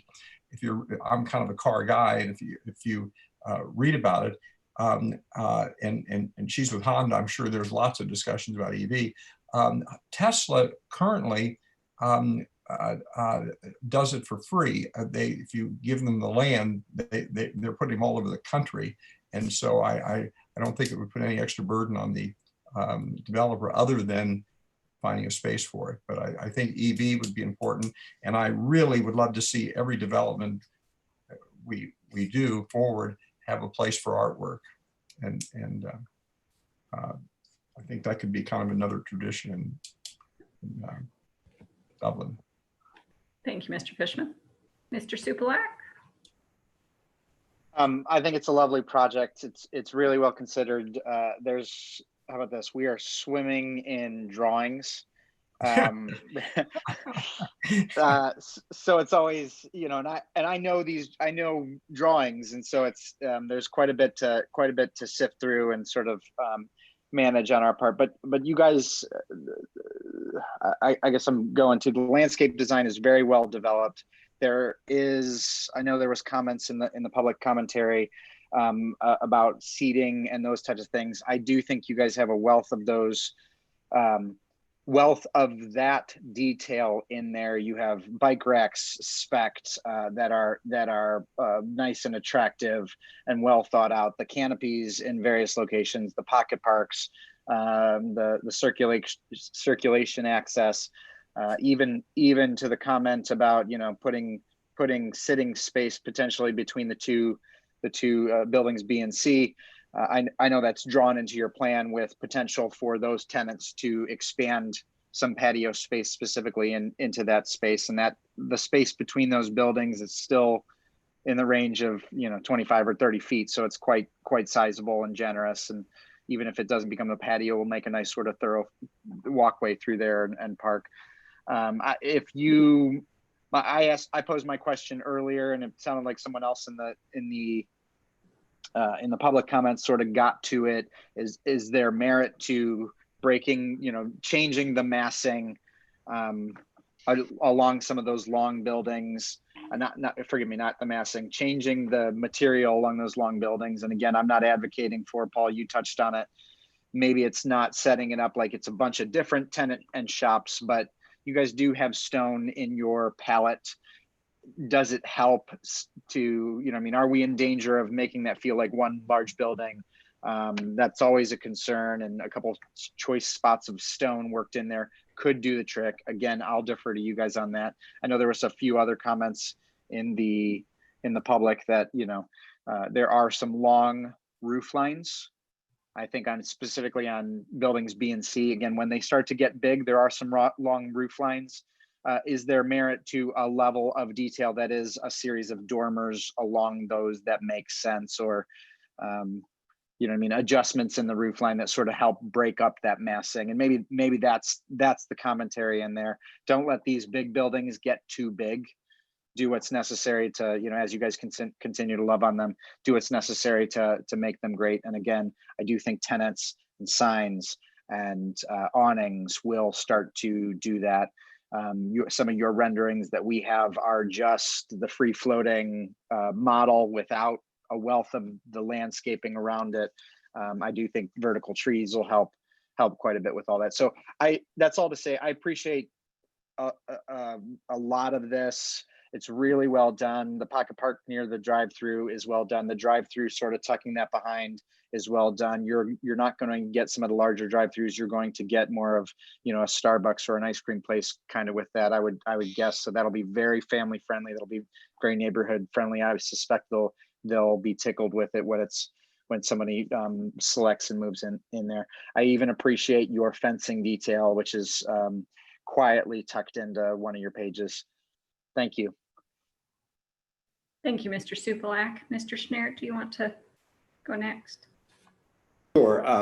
I'm very impressed with everyone's efforts on this. It's obvious that lots and lots of time and thought went into it. And because of that, I'm concerned about any sort of knee-jerk reaction on charging stations. Having just finished 4 years of owning a Tesla, I know a fair amount about charging stations. And I think it's something that we need to think about, but not in some knee-jerk sort of reaction tonight. There's compatibility issues. There's new cars coming out with different charging systems and adapters, and a Tesla supercharging station may not be what we actually want. There is one, on Sawmill at Meyer, in front of Meyer, and then there's some elsewhere as well. So I think it's a great issue. I don't think this is the right time to take it up. I'm not sure this is the right forum to take it up, but it's something we should look at some point. Thank you, Mr. Schneider. Mr. Grimes. I think it's an incredible project. It's evident that so many have worked on this for some time. A lot of input has been had. I keep thinking about what it would be like to be walking along the east side of Franz Road and looking at those buildings and seeing the mid-rise in the background and how you have the little bit of country with the big city in behind there. I think this is a great way to break up that view instead of looking across the sweeping field that's there now. And I'm sure when the trees mature, that'll probably soften up some of that roof line. But I think Mark's comment and the public comment about a few dormers in there might not hurt to break that up. But you've got another part of the frontage along Franz that you're going to have to consider. What would the compatible buildings be in that next phase? You're going to be setting the precedent probably for what the rest of the street should look like between those the two ends of that project. So, but otherwise, I think it's a great project, and I appreciate all the hard work, and it's a very interesting project, and it's got a lot of public space in there. The only mention on the art, I don't know if the pocket park is big enough for a small art feature. That's a city question. Certainly, I'm sure the bigger areas can have some art features put into it, even if those art features that change every year or two, that could probably be introduced in that area. But that's another discussion, not for this project. I think it would be nice to be considered. Thank you. Thank you. Ms. Kennedy, did you have a comment? Yeah, I just want to give just an overall statement to the applicant. I love this project. I think it's beautifully done. I never knew what rural contemporary was, but now I do. So thank you for introducing me to that. I think it's beautifully done. I'm really excited about it. I'm not hung up on the EV stuff. Just want to put that out there. I thought it would be worth the city at least making a formal response because of the public comment. So I don't want to say that I'm pushing that agenda necessarily, but I just wanted to just make that comment. Thank you so much for your application. I'm so excited to see it. Thank you, Ms. Kennedy. Mr. Fishman? Yeah, I just want to agree with Ms. Kennedy. I didn't want to make an issue about the EVs, just a suggestion. I think the project's fantastic.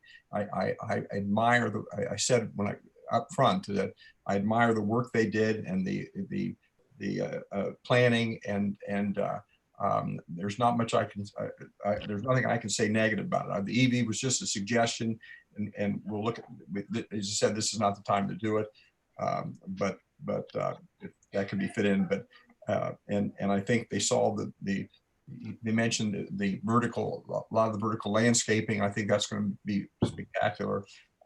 I'm thrilled with the project also. Thank you, Mr. Fishman. Madam Chair, can I make a couple really quick comments? Yes. I'll make it quick, I promise. You know, I learned 30 years ago that when things are going well to keep your mouth shut, and I'm going to violate that rule right now. But I'd like to suggest that with working with the applicant, we've got room in either the pocket park or the larger park to the west. We've got room to see if there is a place for art. So we will look into that, working with staff on that. Secondly, the idea of having some breakup of materials, once again, if you're comfortable with us working with staff on that, we'll look at some of those things, because this has really been a joint application. What I don't want to do tonight, though, is have a tabling to come back, because we really can't afford that. We won't get the pocket park in and the other development parts in that we need to get in this year if we delay this again. And then if you're comfortable with doing that, if that's some sort of, you know, condition subject to staff approval, back to Mr. Supelak's comments, if we would consider some either differing materials, we'll look at that. I think we should. I think that would help possibly the neighbors' comments and not make it feel like just a solid wall. And finally, on the EV issue, I plug my car in at night. I'd love to have chargers here. We're not going to get a supercharger. If we can get some AEP smart charges here, which are the level 2, and we can afford it in the dollars that we have to do the park, because we have a finite amount of money that council approved. If we have leftover, let's do a couple AEP smart charges. I would like to do that. Thank you, Mr. Gadati. And I don't think we were headed toward tabling. So, just to give a little bit more specifics, because I think that we've all touched a little bit on, we love the embracing of the residents' request to keep the rural, contemporary rural, traditional agricultural feel. I think I got the 4 major adjectives there. But in looking at the 3D view, looking southeast, the photo that you have, or the image that you have with the Jeep here, the long stretch of brown with the high windows, but no lower windows. Additionally, if I flip back to building B, so you can see in this drawing, this side here that has the windows on the 2 sides, and then you see this image here with the windows on the 2 sides and nothing really in between. We see the 4 sides of that. And that center area, Mr. Supelak touched on before, that landscaping, awnings, you know, all of those other items are really going to help dress that up. But when you're just looking at a plain building with nothing around, and you see these long stretches of no articulation, same color, same material, that is, I think, where we get a little caught up. Unfortunately, we are just looking at building renderings. We don't have the signs in front. We don't have the landscaping. We don't have the maybe ground massing, you know, the hills in front, that sort of green space. We don't have the benefit of that when we're just looking at a drawing. Looking to commission, from what I understood, everyone feels pretty comfortable at the recommendation to work with staff to address these items and not necessarily coming back before the commission before moving forward. So if I could I got a couple of head nods, if I can, okay, I have enough for quorum. So I think that that's the direction that we're headed. The working with staff for the art piece and working with staff to address the building articulation, and to quote Mr. Supelak, to love on the building a little bit more. I think that we're in good shape. So with that, Commission, do we have any other questions or comments? I will entertain 3 motions. A motion to approve the conditional use. Thank you, Mr. Grimes. Do I have a second? Second. Who won on that one? Doesn't matter. Okay, Mr. Fishman, we're grabbing you. Ms. Beal. Oh, I'm sorry. Mr. Schneer, Yes. Mr. Supelak, Yes. Ms. Kennedy, Yes. Mr. Grimes, Yes. Ms. Hall, Yes. Mr. Fishman. Yes. Motion number 2, to approve minor text modifications. So move. Mr. Grimes, Second. Mr. Supalack. Mr. Fishman, Yes. Mr. Call, or Ms. Call, sorry. Yes. Mr. Grimes, Yes. Ms. Kennedy, Yes. Mr. Supalack, Yes. Mr. Schneer. Yes. Motion number 3, to approve the final development plan with 5 conditions, the 3 notated plus an additional to work with staff to investigate the utilization of an art feature and to work with staff on articulation and building material and articulation. So move. Mr. Grimes, Second. Mr. Supalack. Ms. Kennedy, Yes. Mr. Grimes, Yes. Ms. Call, Yes. Mr. Fishman, Yes. Mr. Supalack, Yes. Mr. Schneer. Yes. Thank you, Ms. Beal. Moving on to case. Thank you, everyone. Yes, thank you very much. Welcome. You are always welcome. You know that, but welcome. This is, I know it's been a long time coming. I know it's been a labor of love to this point. We appreciate the opportunity that we have to meet in these unusual circumstances and further applications along, and certainly welcome the project to Dublin. Wonderful. Thank you. Have a good night. Thank you all. Thank you. Next case up, we have Heartland Bank. As staff makes changes to the audience and forum, we will introduce Heartland Bank 6500 France Road Concept Plan, case number 20-096 CP. This application is a request for facade improvements, new signage, and associated site improvements at an existing bank that needs modernization and remodeling. The site is southeast of the intersection of West Bridge Street and Post Road and zoned Bridge Street District Commercial. Case presentation. Chase, Mr. Ridge, you are up.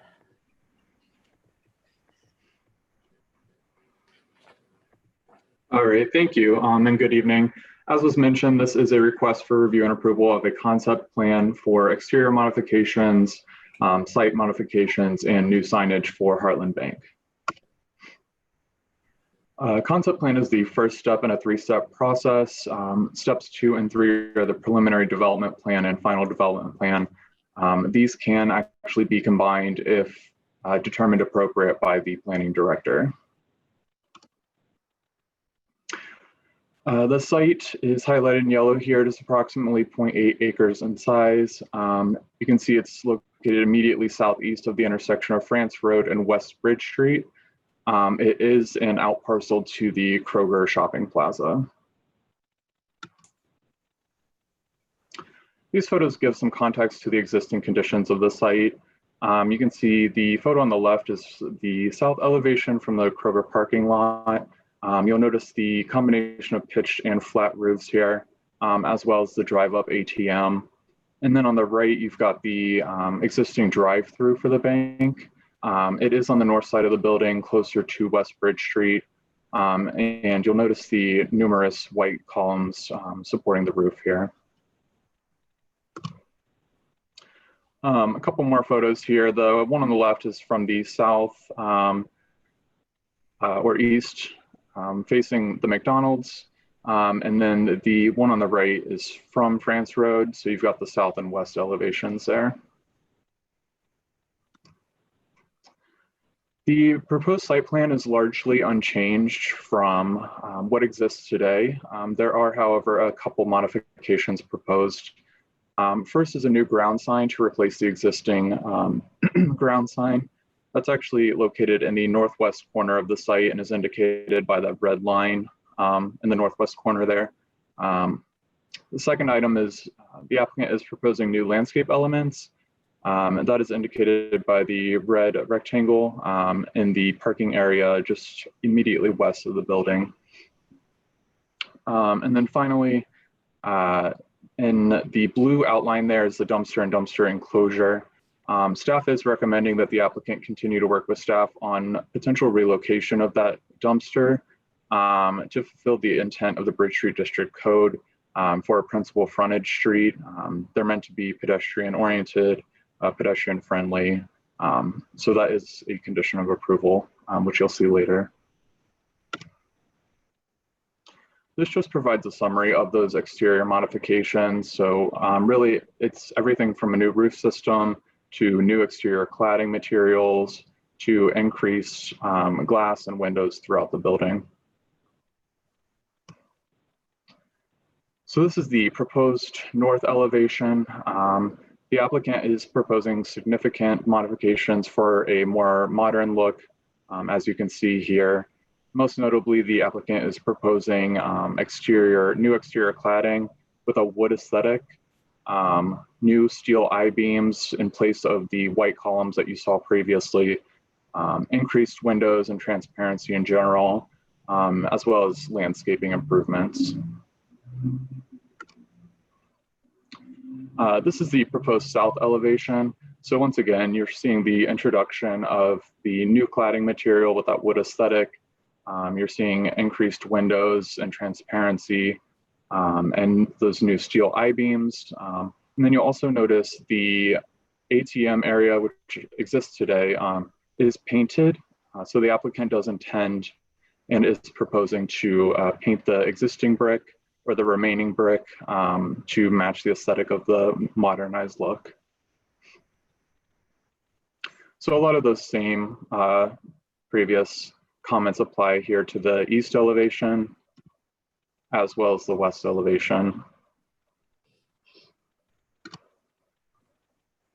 The applicant is or did indicate that a cladding material choice has actually not been finalized. So that is something that is recommended by staff as a condition of approval, that the applicant continue to work with staff on finalizing cladding material choice for the exterior of the building.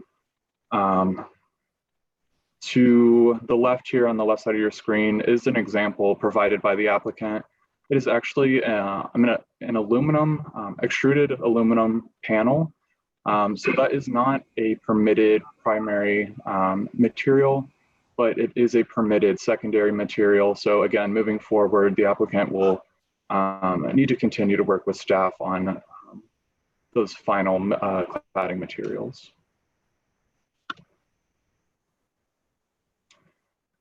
This is, once again, the site plan. It does have the proposed sign locations outlined in red. So the applicant is proposing a total of 4 signs. Once again, the ground sign in the northwest corner to replace the existing ground sign, and then 3 wall signs, so 1 on each the east, west, and north facades. Just for reference, code permits 2 wall signs or 2 ground signs. So this would exceed what code permits and therefore would likely require a master sign plan. Staff is recommending that the applicant continue to work with staff on creating an appropriate sign plan for the site. And I'll briefly run through each of the proposed signs. So the first one here, again, at the northwest corner of the site, is approximately 4.5 feet in height. Has an unknown width, that dimension was not provided.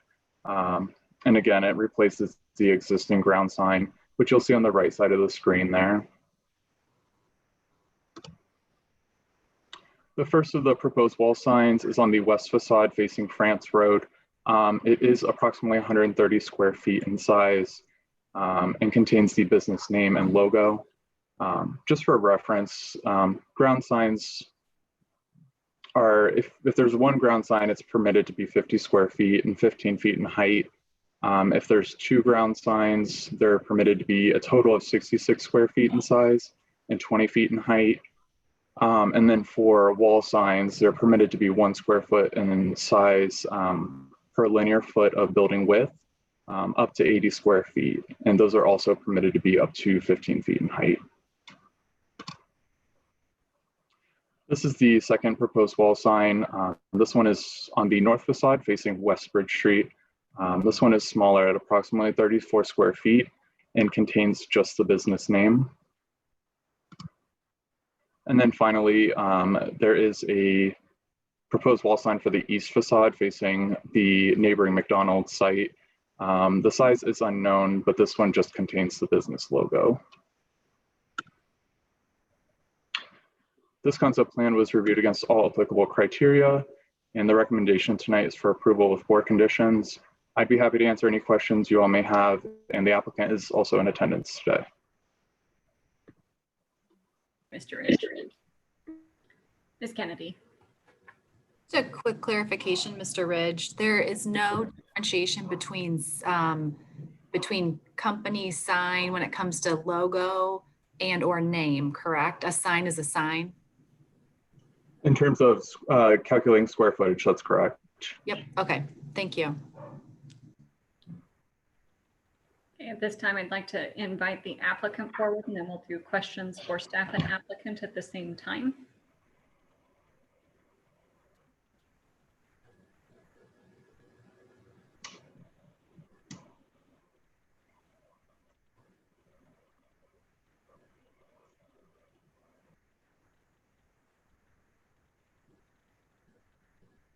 Mr. Hagerling, can you hear us?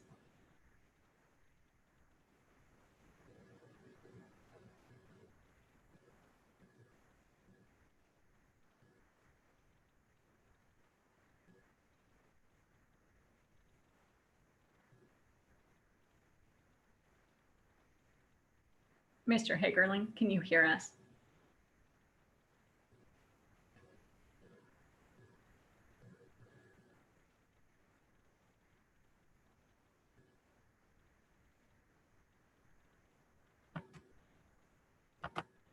I don't think he can. I don't think so either. Chase, are you able to contact the applicant and see if he has a presentation for us? Yeah, give me one moment. Thank you. Do we have any questions for staff while we're waiting to get the applicant?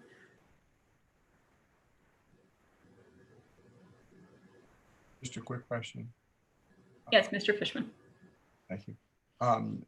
The aluminum is absolutely forbidden. Is that what I understand?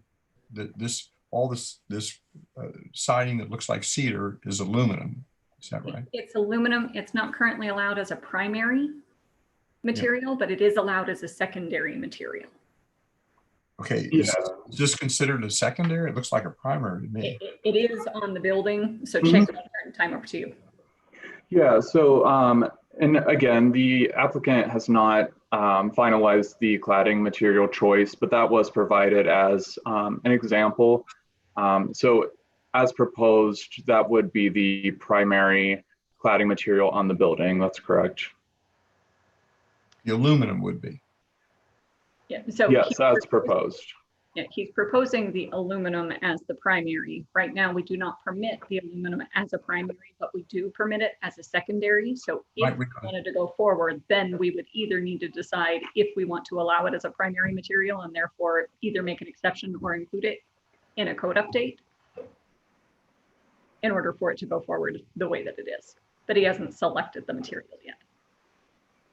So he could find an alternate. Correct. Yeah, and I apologize. That's actually one of the conditions is to address that concern. So staff is recommending that they continue to work with us on choosing an appropriate material. Thank you, Mr. Ridge. Mr. Hagerling, can you hear us now? Yeah, I see a thumbs up, but we don't hear any. He can hear us. We can. Ms. Trout, are you able to, do you have a presentation tonight? Did you want us to hear anything from the applicant perspective before we discuss and ask any questions that we may have of you? Sure, so I will definitely try. Really just here to answer any questions that we had. Obviously, this is the conceptual review, so everything that we read in the report was totally expected. Sign and landscape are very conceptual. We definitely intend to work with the city. We've had several conversations over the last year or two with several members of the staff there and trying to figure out what our plan was going to be. We opened that building in 1993 and really has remained unchanged. Kind of inspired by what's going on in the city and our neighbors. McDonald's just recently completed some renovations. So really kind of drawing to that. I know Rex is getting connected now. But we have looked at other materials, some cementatious materials, things of that nature for that wood look. And it really is just kind of at this point working with Russilli, who's our contractor, as well as the architects to figure out what is going to make sense and get your feedback at a conceptual level. And then certainly we'll work with you all to make sure that we get it through to where we're all in a comfortable spot. One comment that I can make in regards to the dumpster enclosure, I don't think remedying that is going to be an issue at all. We have several branch locations that we do not need a dumpster at any longer. I think the last 3 branches that we have built, we have been able to do away with that. Has a lot to do with the waste that we produce. Most of it is shredded, a lot of it is digital, so very minimal waste, and our cleaning companies can generally take care of that. So I don't see that being an issue, and we'd be happy to accommodate that as well. Thank you, Ms. Trout. Any questions for staff or the applicant? Yes, Ms. Kennedy. So question for staff. How is anyone going to know what time it is or what the temperature is if we lose the, if we lose the current sign? I'm kidding. I just want to get out there. So that's gone completely, right, Chase? That's gone with this new proposed monument sign. Yeah, that's correct. That would be replaced. And it provides the only shade if you're standing at the St. Patrick, or if you're standing at the 4th of July parade in that corner, that's my shade spot. So right. Disappointed to see the shade go, but Any other questions? All right, staff, looking to you, has any public comment been submitted on this item?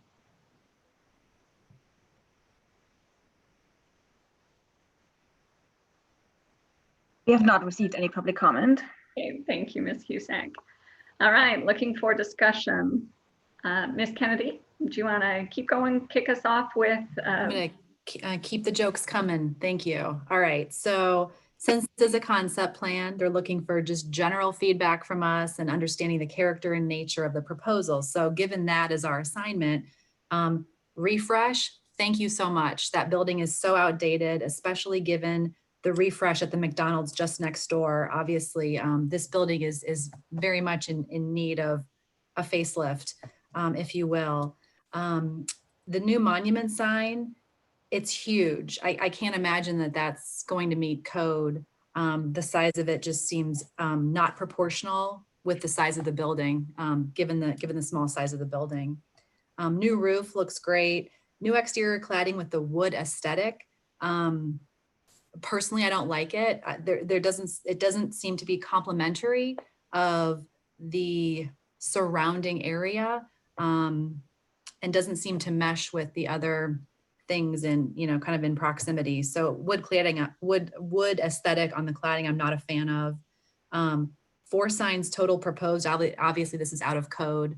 You know where we stand on that typically, and that's please, for the most part, please bring that back into code. It seems excessive, especially if there is a large monument sign or some type of monument sign. 3 wall signs do seem excessive, so I would not be in support of that. But overall, thank you for doing a refresh in this building. Very excited about it overall. Thank you, Ms. Kennedy. Mr. Fishman, do you want to go next? Can just echo Ms. Kennedy. She said everything I would say. I would really be against aluminum. I want to stress that, because unless the millage is so thick you can't dent it, because when you're watching the parade, that it'll be kicked and dented and wrecked. So we certainly don't want that. But I just echo Ms. Kennedy. Thank you, Mr. Fishman. Mr. Supalack. I actually don't mind the wood clad at all. The worrisome part is, right, if obviously I think the angling towards the aluminum was for weatherability, and straight wood cladding is worrisome. So I think that selection, but how about this? Committing to that will depend on the material selection is ultimately what it'll come down to. So I think it's attractive in and of itself.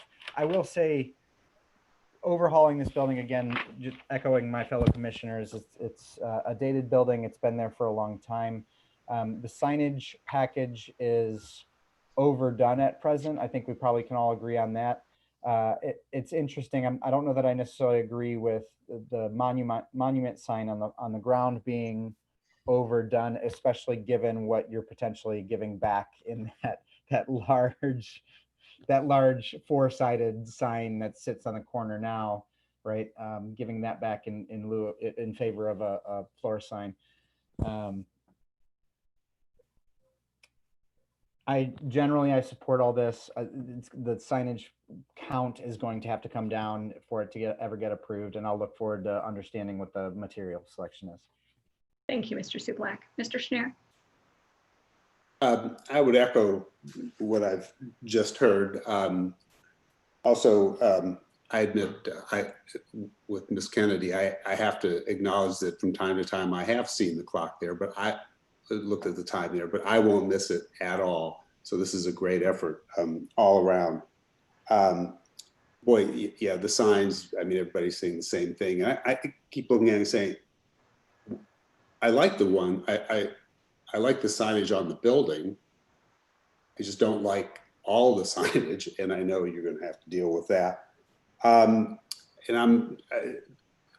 I could either, the wood doesn't bother me. I think the aluminum is bothering everyone, so that sort of colors it. But I think all in all, it's a great effort, and we know that the signage issue is going to be a big one.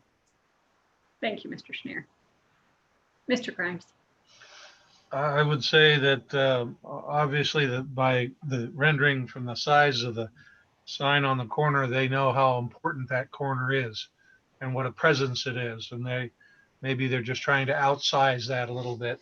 So bringing that probably a little bit more into scope, knowing full well you're going to get so much visibility there anyway. I don't know that you have to go that big on that sign. I like the wood material. The refurbishing, I think, is yes, way past due. Perhaps I think all the conditions that the staff has put out there are all valid, and I think that they should look at those materials a little bit more. Do we need to see the dark brown above the wood? I don't know. You know, that's certainly a big sea change from where it is now.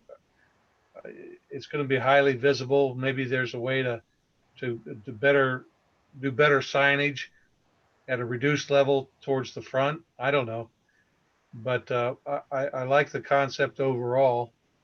But there's a lot of work to be done, so I'll leave it there. Thank you, Mr. Grimes.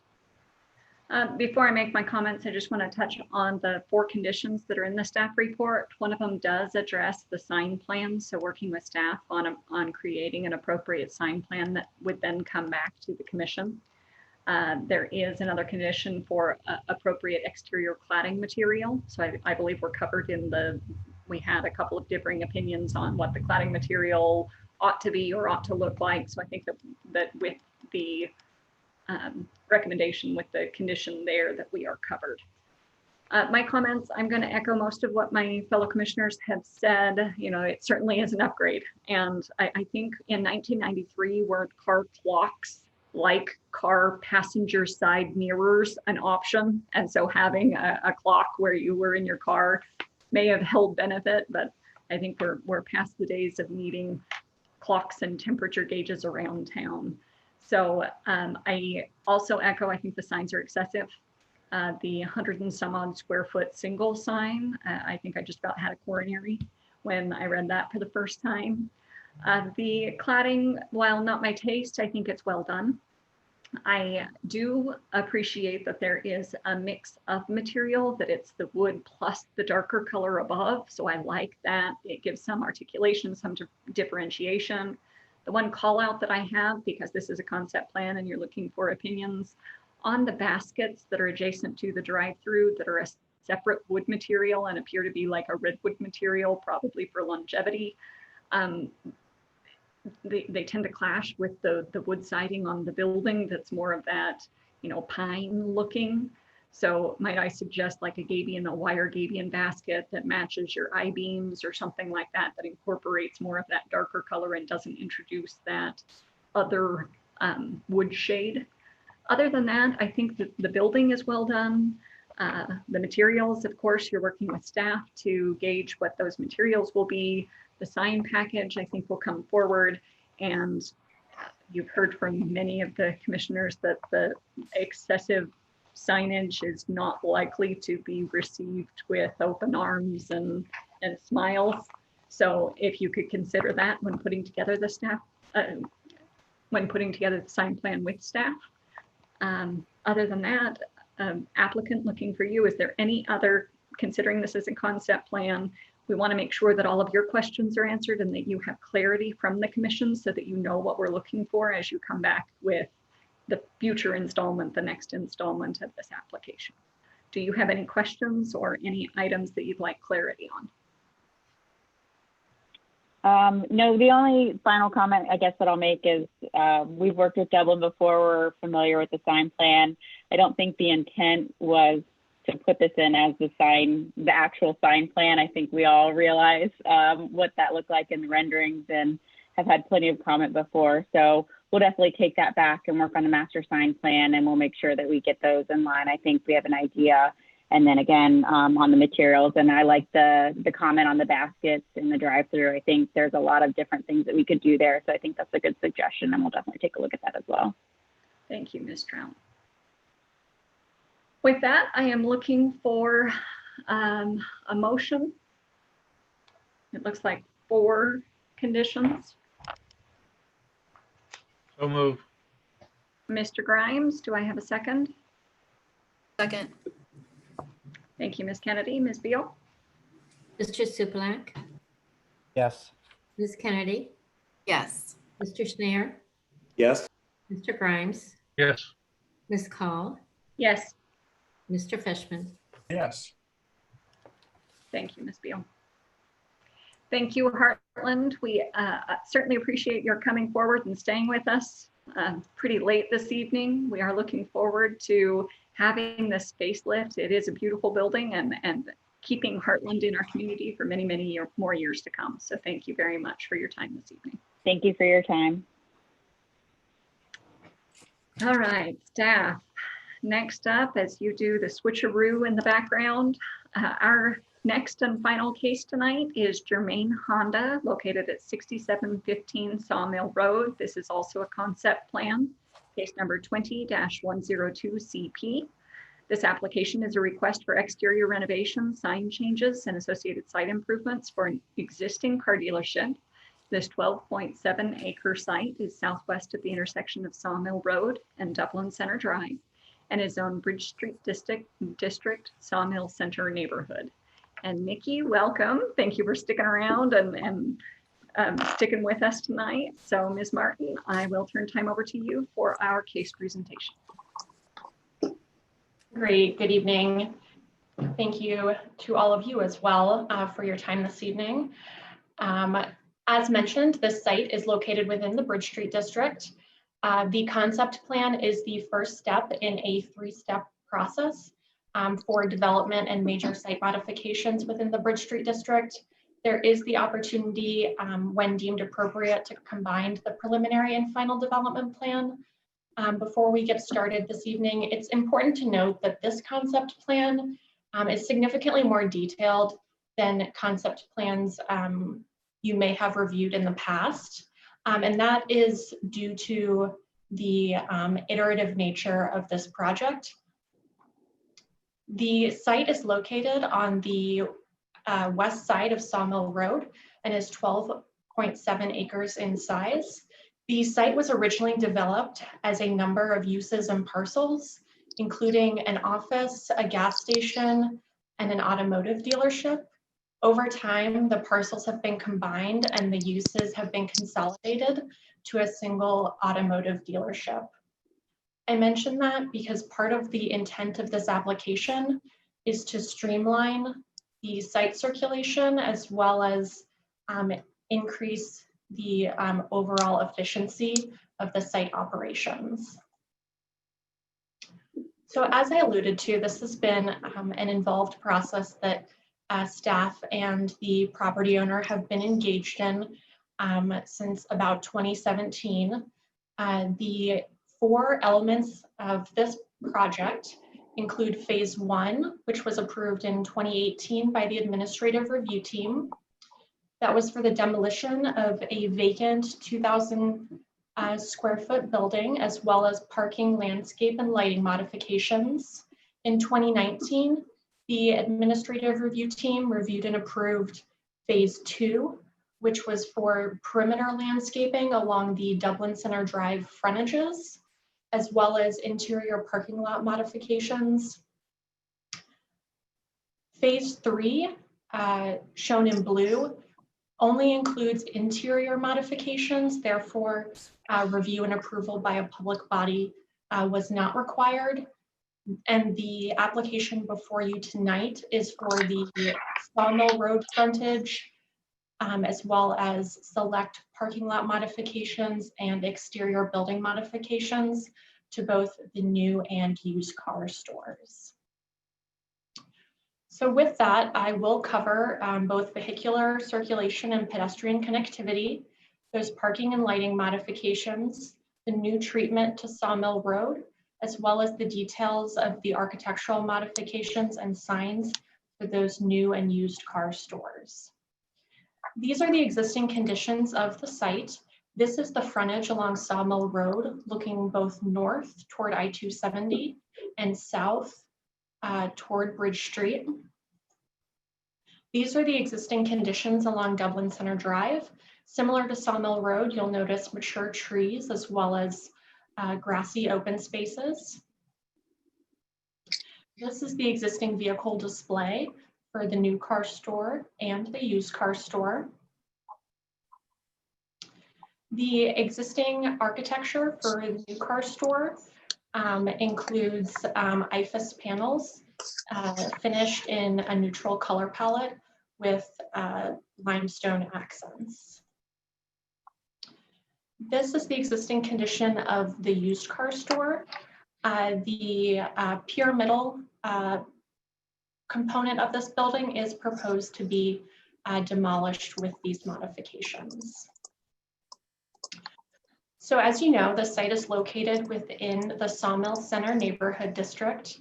The Sawmill Center applies to the majority of the commercial and service-oriented areas within the Bridge Street district, and as identified in the staff report, is intended to create an active, walkable destination.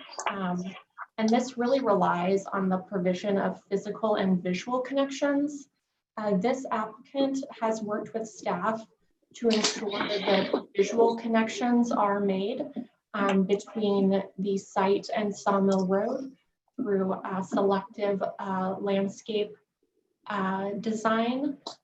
However, staff has continued to encourage the applicant to meet the full requirement of the Bridge Street District Code to provide pedestrian connectivity both along Sawmill Road and the Dublin Center Drive frontage. As we've discussed previously, the Bridge Street District form-based code is really predicated on the framework established by the street network map. The street network map is particularly important to consider for the site, as it is surrounded by corridor and district connectors, and additionally is bisected by future neighborhood streets. Corridor and district connectors in some cases may be designated principal frontage streets. The principal frontage requirement is to ensure that certain street types are lined with continuous pedestrian-oriented block faces. A major component of this application that both staff and the applicant are looking for direction on this evening is the pedestrian connectivity that is required with these extensive site modifications. The most notable neighborhood street that bisects this site is the potential future connection to Snoffer Road. As outlined in the staff report, we typically see neighborhood streets established when there is holistic site redevelopment.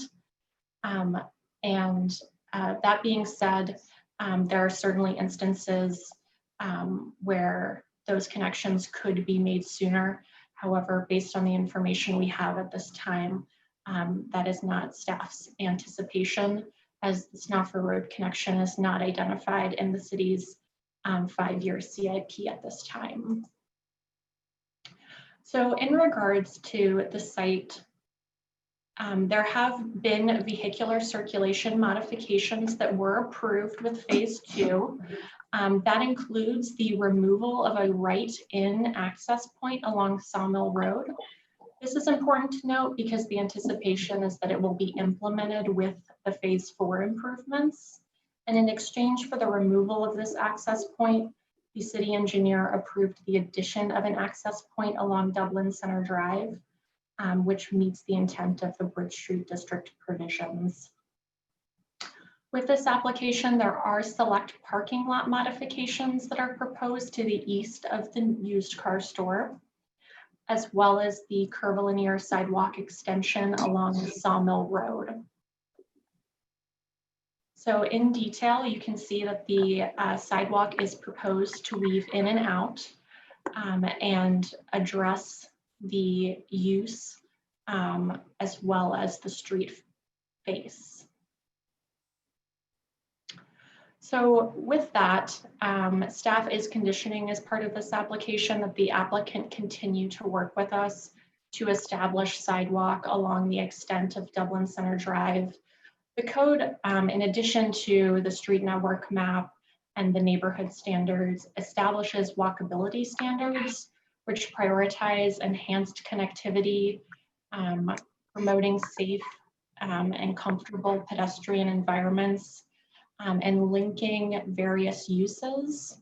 The Sawmill corridor is a huge opportunity both for the Bridge Street District, the city, and this site to encourage pedestrian activity with this use.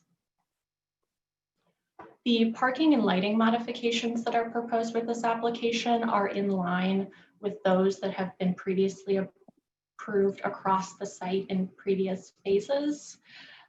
You'll notice along the Sawmill frontage, a pervious paver is proposed. This paver has both an aesthetic quality as well as a functional quality. Additionally, comprehensive site lighting is proposed to match what was previously approved, which is a low profile LED light. So with the landscape modifications, tree removal and preservation are proposed.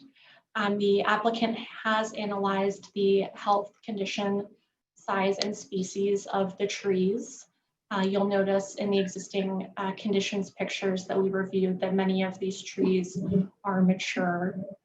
To fulfill the neighborhood standards and open up vistas in key locations, the applicant is proposing to remove trees in front of each of the new and used car stores to highlight the display area as well as the buildings along the street, while retaining trees in areas where there are vehicular uses that need to be screened and softened.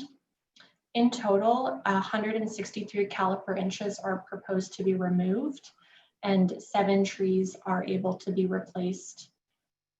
The applicant will need to continue to work with staff to ensure that all of those tree replacements are on site, and the trees that are unable to be accommodated on site, a fee in lieu is proposed to be paid of approximately $22,000. That is on top of a fee that was already paid for the Dublin Center Drive frontage of approximately $186,000. So those are the 2 areas of tree removal that you can see there. So with the tree removal, there are opportunities to implement a comprehensive landscape plan with this curvilinear aesthetic. The curvilinear aesthetic is an archetype of the Honda brand, although the applicant is intending to use that creatively as part of the landscape form. So you'll see here the proposed display area in front of the new car store. A similar display area is proposed in front of the used car store, as well as a display area at the intersection of Dublin Center Drive and Sawmill Road. At the entrances, grasses, lilacs, hydrangeas, honey locusts, and dense yew shrubs are proposed to be planted. In the intermediate areas, a dry laid stone street wall is proposed to screen the vehicular use areas, as well as shrubs and replacement trees. These are the landscape details that are proposed. Staff is conditioning that the applicant rectify the plans in regards to the bollard and stone wall details for the vehicular display area. Staff is also conditioning that the street wall be increased from the minimum height of 30 inches to 33 inches, which is 3 inches short of the maximum height. So with this, architectural modifications are also proposed. We do want to acknowledge that the applicant has worked with the City of Dublin to modify the Honda prototype. The modified new car store character is responsive to the Bridge Street district, as well as the overall aesthetic of Dublin. The form of the building is retained. However, a new cylindrical entry feature in a silver ACM metal panel is proposed. The storefront windows are also proposed to be replaced, and the existing IFAS panels are proposed to be painted. The used car store includes the demolition of the pyramidal building located to the front along Sawmill Road, and then the retention of the remainder of the structure. The front portion of the remainder of the structure will be modified to match the design, character, and materials utilized on the new car store. These are the proposed materials. Additionally, the applicant is seeking feedback on a future master sign plan, which would be associated with this application. As the site has developed over time, a number of signs have also developed with it. If you look closely at some of these existing signs, you'll notice that they reference dealerships that are long gone. Today, there are 13 existing signs on the site. The 14th sign was previously required to be removed with phase 1. However, staff is acknowledging that as part of this presentation. The applicant is proposing 16 signs distributed across various sign types. 7 of those signs are primary business or dealership identifiers. And then the remaining 9 signs are directional signs. The site is regulated under the standard Bridge Street District Code, which, similar to Heartland Bank, would permit wall signs or ground signs and not the combination thereof. If the applicant elected to do wall signs, given the size of the building and the frontage and number of buildings, they would be permitted a maximum of 3 wall signs distributed across the 2 buildings at a maximum size of 80 square feet each. If they elected to do ground signs, only 2 ground signs would be permitted, and that would be a maximum of 66 square feet to be divided across the 2 ground signs. So in detail, the new car store is proposed to have 3 signs. These signs are the Germain dealership identifier, which is 54 square feet in size and 17 feet in height.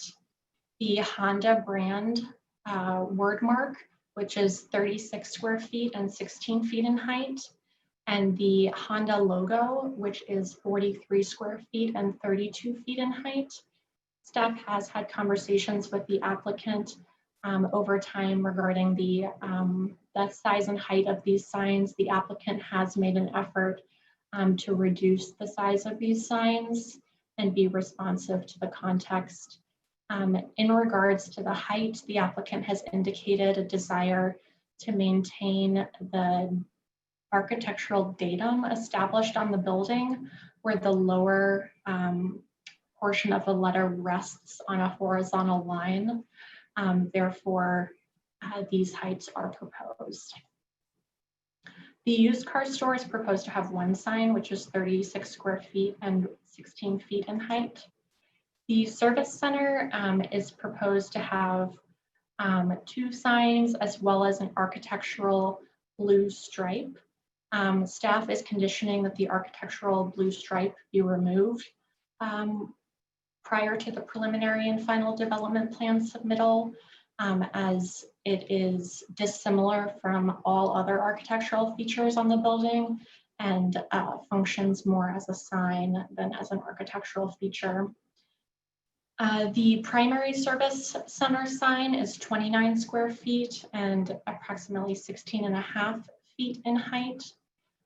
The secondary service sign, which is a box sign in an oval shape, is 16 square feet in size at an unspecified height.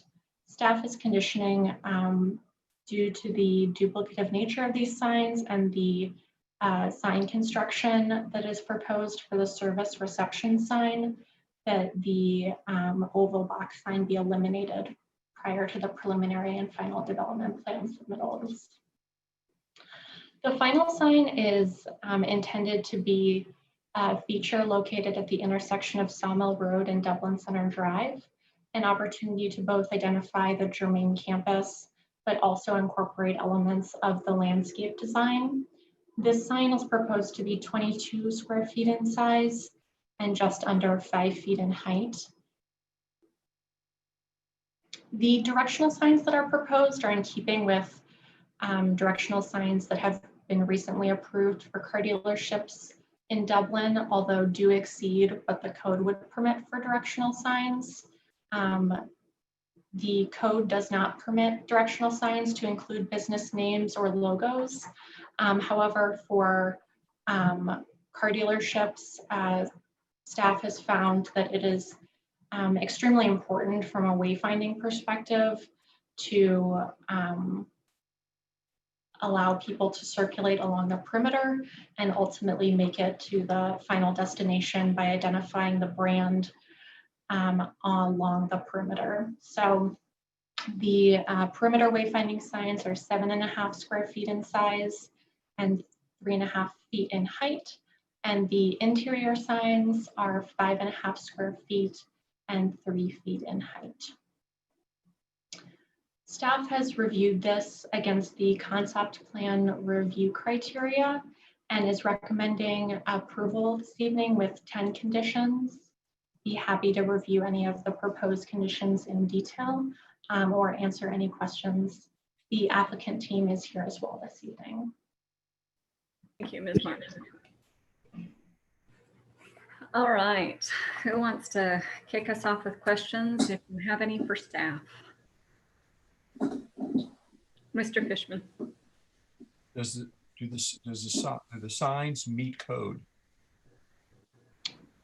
Your question is, do the signs meet code? with the revisions that you require? No. So the applicant is asking for direction on a future master sign plan. So even with the conditions staff is recommending, it would still not meet code. Thank you. Any other questions for staff before we turn Mr. Schneer? What's the sort of overall plan for sidewalks on Sawmill? Is there an overall plan? Because this would be a great addition, but it's sort of a road to nowhere as it dead ends on both north and south. Right, right. So there is a plan, and the plan was established in 2012 with the adoption of the Bridge Street District Code, and was conceived prior to that in 2010 with the Bridge Street District Vision Plan. But the intent is that with the redevelopment or extensive site modification of any site in the Bridge Street district, that sidewalks be provided. So as you allude to, it is a very piecemeal process, but you'll notice that some of the buildings or sites that have been modified do incorporate sidewalk along Sawmill Road in Dublin. Those examples would be Piata and Sleep Number, which was formerly the Vision Works building. But ultimately, the connectivity for this site is the stepping stone to fulfilling the overall special area plan. Nikki, that's also pertinent to the recent application we saw for the Chase Bank taking over the former Boston Market parcel, correct? Correct, yes. So Chase Bank would be extending sidewalk as well. Perfect. Any other questions for staff before we hear from the applicant? All right. Mr. Todd, it looks like you're on. Will you be presenting anything, or are you going to field questions and comments from the commission? A little bit of both. Dustin Todd with Architectural Alliance, 49 East 3rd Avenue, Columbus, Ohio. I'm here with Tom Hart of Isaac Wiles and with Curtis Eckleberry, our civil engineer, to answer any questions. You know, overall, that was an extremely detailed and well-organized presentation, Nikki. And I do want to thank staff for working with us over the past 2 years on this site and allowing us to make some of these interior improvements and some of the other landscape improvements on site in good faith that we would continue and bring this portion to the Planning Commission, which is kind of what brought us here today. As Nikki touched on, overall, the improvements to the site is to make a cohesive design across the entire site, which was 3 sites before. And phase 2 was really improving the connectivity and the circulation on the site. And this phase 4 is really to improve the design of the site, to make it feel like one Germain campus, and also to bring it up to kind of the standard of the Germain brand.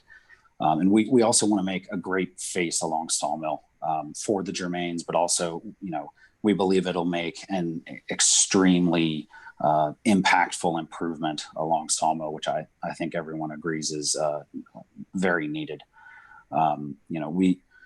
We believe the improvements really achieve this, especially the ones along the building. As Nikki had mentioned, we're trying to adjust the Honda prototype to be a little more of a clean design, but use those design elements in different ways with that wave sidewalk that our landscape architect, Greg Crobot, who could not be here tonight, that was his great idea that we thought was a creative way to bring that wave element onto our site.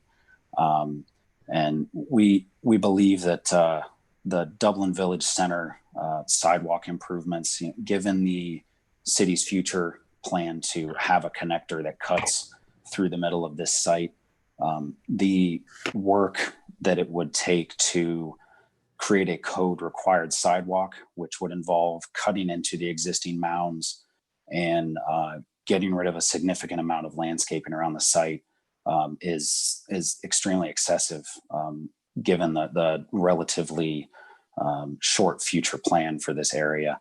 And we believe that the design along Sawmill really helps to further what the code is attempting to achieve with that walkability. And we believe we're doing it in the most impactful area of the site along Sawmill. And, overall, we're happy to continue to work with staff on the other comments and the specific details of the buildings and that Sawmill corridor. We're also happy to answer any questions or hear any recommendations that the commission has. Thank you. Thank you, Mr. Todd. Looking to the commission now for questions and comments for both staff and the applicant. Kennedy. Yeah, I need to go back, Nikki, to something you were saying about the tree removal. I apologize. I had a kid in my room trying to say goodnight to me, and so I caught only half the comment. My apologies. I heard you say fee in lieu on the tree removal space. Can you just repeat that chunk one more time for my benefit, please? Yeah, sure thing. So the applicant is proposing to remove trees along Sawmill Road. As part of that, selective tree removal that they are intending to do, they either have to replace those inches on site or they have the opportunity to pay a fee in lieu. So they are replacing 7 trees. However, that will not cover the entire number of replacement inches. So the fee in lieu will be about $22,000. Got it. Thanks. Nikki, can you keep me honest here? This is just for this particular phase, and the purpose is opening up view corridors to highlight the building and highlight the products that are displayed there on site. But in a previous phase, there was roughly $186,000. Is that correct? $186,000 paid in based on removal of that portion of the trees. What we're dealing with today is just the $20,000, give or take. Great. That's where I was going with that. I was looking at this attachment. Thank you, Ms. But yeah, nearly 100 trees were already removed. Just as a reminder to our council, if you've checked out that attachment in their packet as well. Just want to highlight that. Additionally, the condition of those trees, you know, quite a few of them were fair, but quite a few of the fairs were kept and the goods were removed. And so understanding that there's a difference between removing just those trees in fair or poor health and replacing or not replacing and doing fee in lieu based on those versus opening up the corridors and removing trees that, you know, Mr. Fishman, I've heard you many, many times say, we like the trees, we keep the trees, that they're lovely and they provide something that a building can't substitute for. Well, Ms. Call, let me spin this back to the applicant then. So Mr. Todd, can you speak to the purpose for the tree removal? I mean, was it to enable the wavy sidewalk at the front edge of the Sawmill corridor or the other reasons in this specific phase of the project?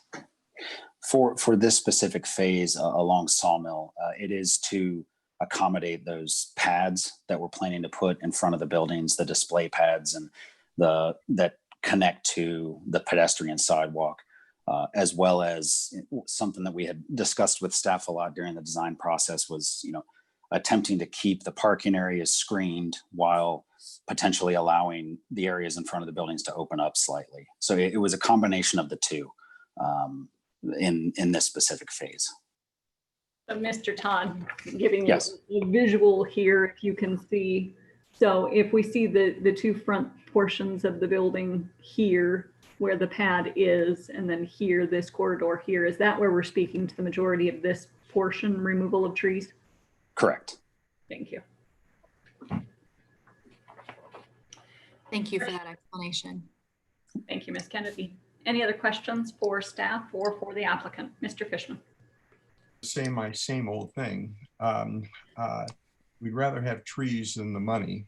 And I think we should look at the tree removal again because it's removing a lot of trees that were painstakingly required by this board many years ago to give the Sawmill Road corridor a much prettier look. So I understand they want some visual on their building, but trees are prettier than buildings usually.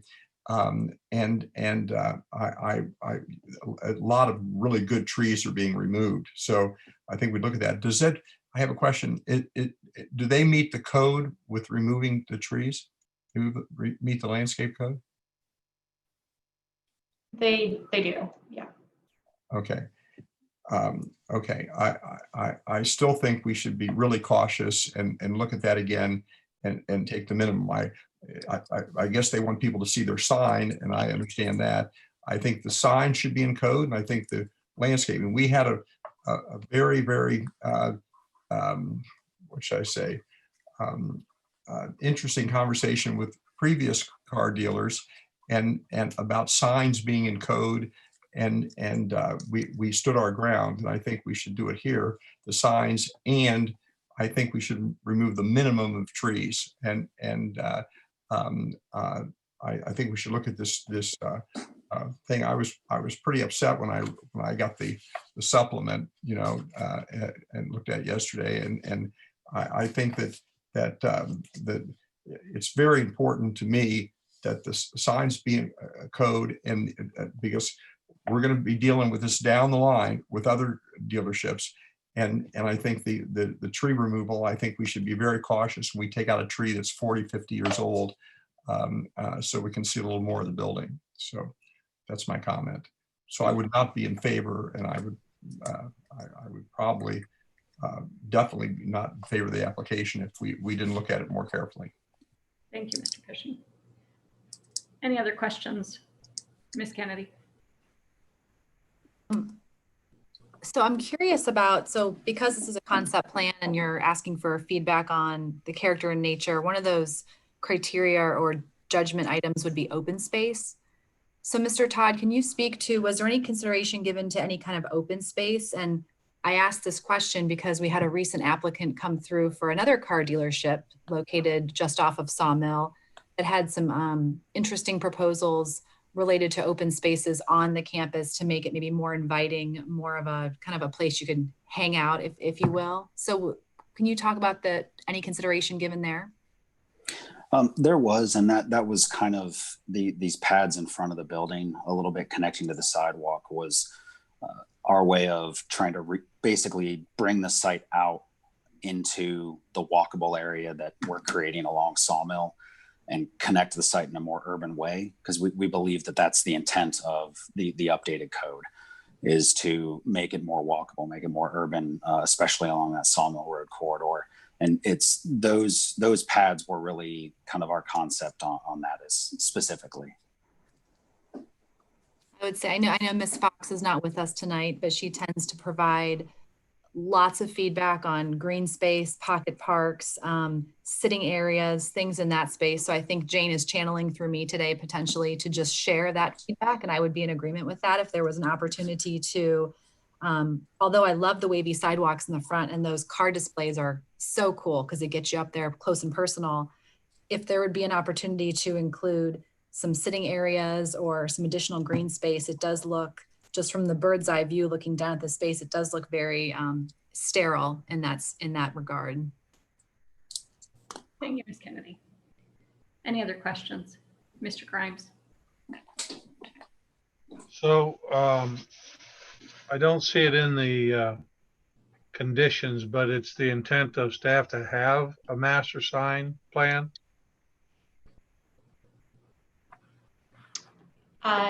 So a master sign plan would be required should the applicant elect to move forward based on the commission's feedback this evening. So that needs to be made a condition. It's a requirement. It's already covered by the code, unless they were to come forward and Nikki, 2 wall signs, 3 wall signs, or 2 monument signs, unless they wanted to meet that criteria. If they wanted more than that, then they have to come forward with a master sign plan. Okay. And I like what you're doing along Sawmill Road with the sidewalks and bringing it into the display area. I think that makes it more participating from the not only the local population, but the long-term plan of the area. So I do like that. Thank you. That's all. Thank you. Ms. Kennedy. So I think Mr. Grimes brought up a good point though, and I think Nikki said this, is the applicant is seeking our feedback on a potential master sign plan for the future, correct? Yes.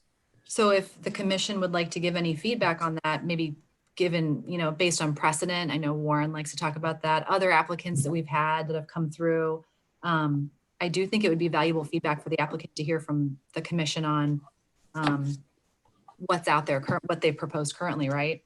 And I think Warren started us off. Warren. Yeah, I think it might be worth a little bit more conversation. Yep. And we'll do that in comments. At this Gotcha. time, we're just asking questions. Any other questions for applicants or staff? All right. Has any public comment been received on this item? There's not been any public comment on this case. Thank you, Nikki. And at this time, I will open it up for discussion. We are looking to provide feedback at the concept plan level to allow the applicant to take next steps in providing a more concrete plan to the city. We are looking, to Ms. Kennedy's point, we are looking for feedback on future proposed signage that was covered within this application, along with the overall concept plan, the tree removal, all of the details that we've discussed tonight. So Mr. Fishman, if you want to start us off. Okay. I think sometimes we forget that what the car dealer needs is us to be able to find the place and get to it, okay, and get in it and find what they're looking for. I think that what we're trying to do here is a lot more than that. You're trying to get incredible visibility on Sawmill Road. I don't know that we need to see more cars on Sawmill Road. I think we need to see the landscaping, the trees, and as I said, I never could support this with taking down all those trees. I think we have to really do minimum, and I think we have to. We don't need all those signs. I think we need enough signs to get people where they are. They know it's a Honda dealership and they're going to service. I also think that the rear of the building where the service is should be well screened. I don't think any trees should be taken down along the other road. So I think that you can do that and still have visibility that they know it's a Honda dealer and they can get there. And so I think that it would be a real shame to get rid of the landscaping there in the greenery. And I think I've said enough about that, but I couldn't support it knowing that you're going to take down all those trees. I think you can take down the bad ones instead of the good ones, okay? I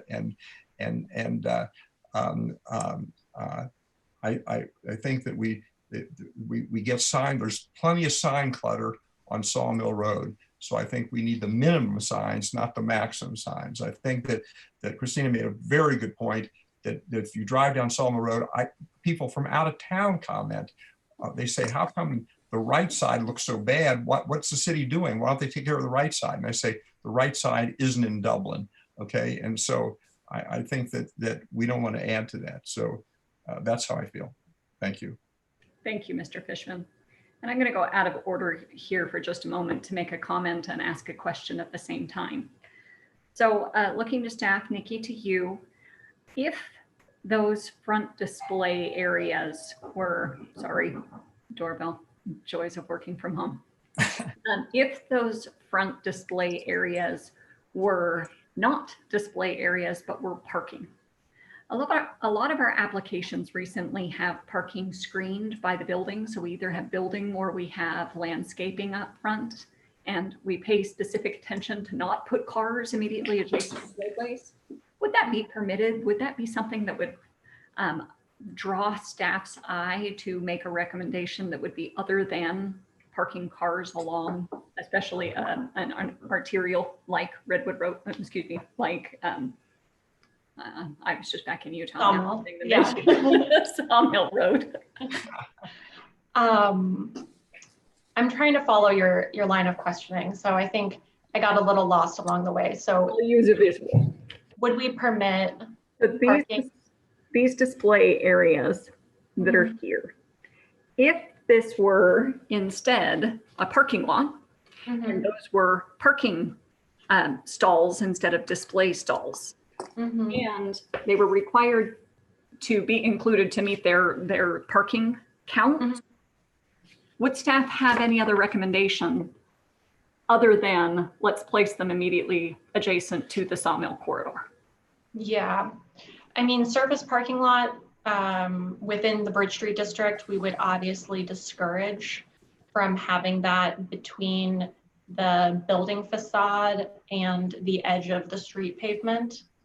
From a staff perspective, while this is a very specific type of retail, we did encourage the applicant to try to engage their retail use with the street because we do not have very many retail opportunities that can engage with the street like this site could. So it is a very, it's a very fine balance. Understood, understood.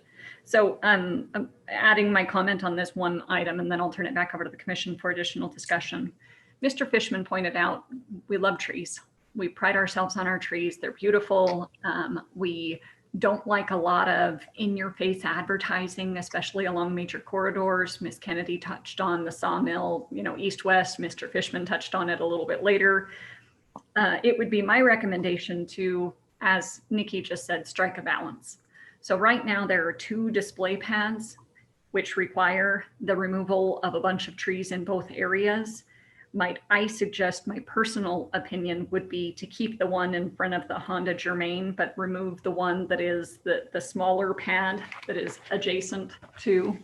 So keeping the larger display here, but removing this display and keeping the trees. You accomplish the ability to engage with the sidewalk, engage with the street. Future uses, Christina, to your point, channeling Jane Fox, future uses could incorporate that into patio seating, dining, anything like that. But at the same time, we're not losing all of this stretch just to allow for the view back to a building that may not engage people near as much. So with that said, I will, step down off of my soapbox, turn time back over to the commission, and then hopefully not delay our bedtime very much longer. So Mr. Subelak, do you want to offer comments on this particular concept plan? Let's agree. This is a tough site, right? The fact that Dustin, entirely appreciate what you guys are trying to do. This commission cannot applaud enough the effort to put in the pedestrian, stuff along the sawmill side. Sawmill remains, even though we keep saying it and we keep hoping for it, it remains sort of, it's tough. And of course, you are the recipient of the history of this site. So it's been multiple buildings, multiple dealerships, multiple different functions, was never intended, the massing was never intended to sort of function this way. This Honda building happens to be right up against the street, and there is no sort of the standard sort of frontage for a dealership. So I'm first, level setting and recognizing that that's all makes it a doozy. Not that, not that a lot of sites aren't that way. You guys are clearly trying to put the Honda standard, prototypical Honda frontage on this. And if you go to that effort, I'm sitting here staring above you all at the sort of Google Street View, and I'm walking up and down the street, and you're not going to see it at all, right? Like these trees are there's telephone lines above you as well. Like these trees are thick right through the building massing line. They're not trees that where you can thin out low and see through and see underneath. They're just not that. Right. So if you commit to the renovation, you do want to potentially open that up. But of course, everything you're running into, we're all always hypersensitive, and you're an architect, so it's not you too are hypersensitive on the front of trees. I don't know what the answer is.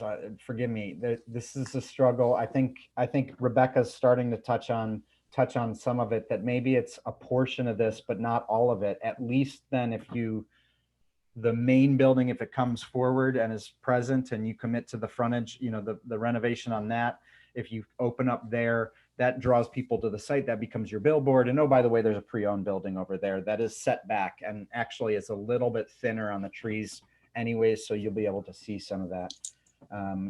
There could be some, middle of the road sort of solutions there that I think, again, get people to your site in an effective manner without sort of, diminishing the tree count that excessively. What's more, there might be possibility, like I touched on, sometimes you can just thin. We've all seen the lake houses where they thin everything below the canopy so you can see the house in the backyard, but you have all the shade from above. So I don't know if there's opportunities to keep one or two of those trees even still in front of the primary building and make that work. I defer to your landscape architect on all that stuff.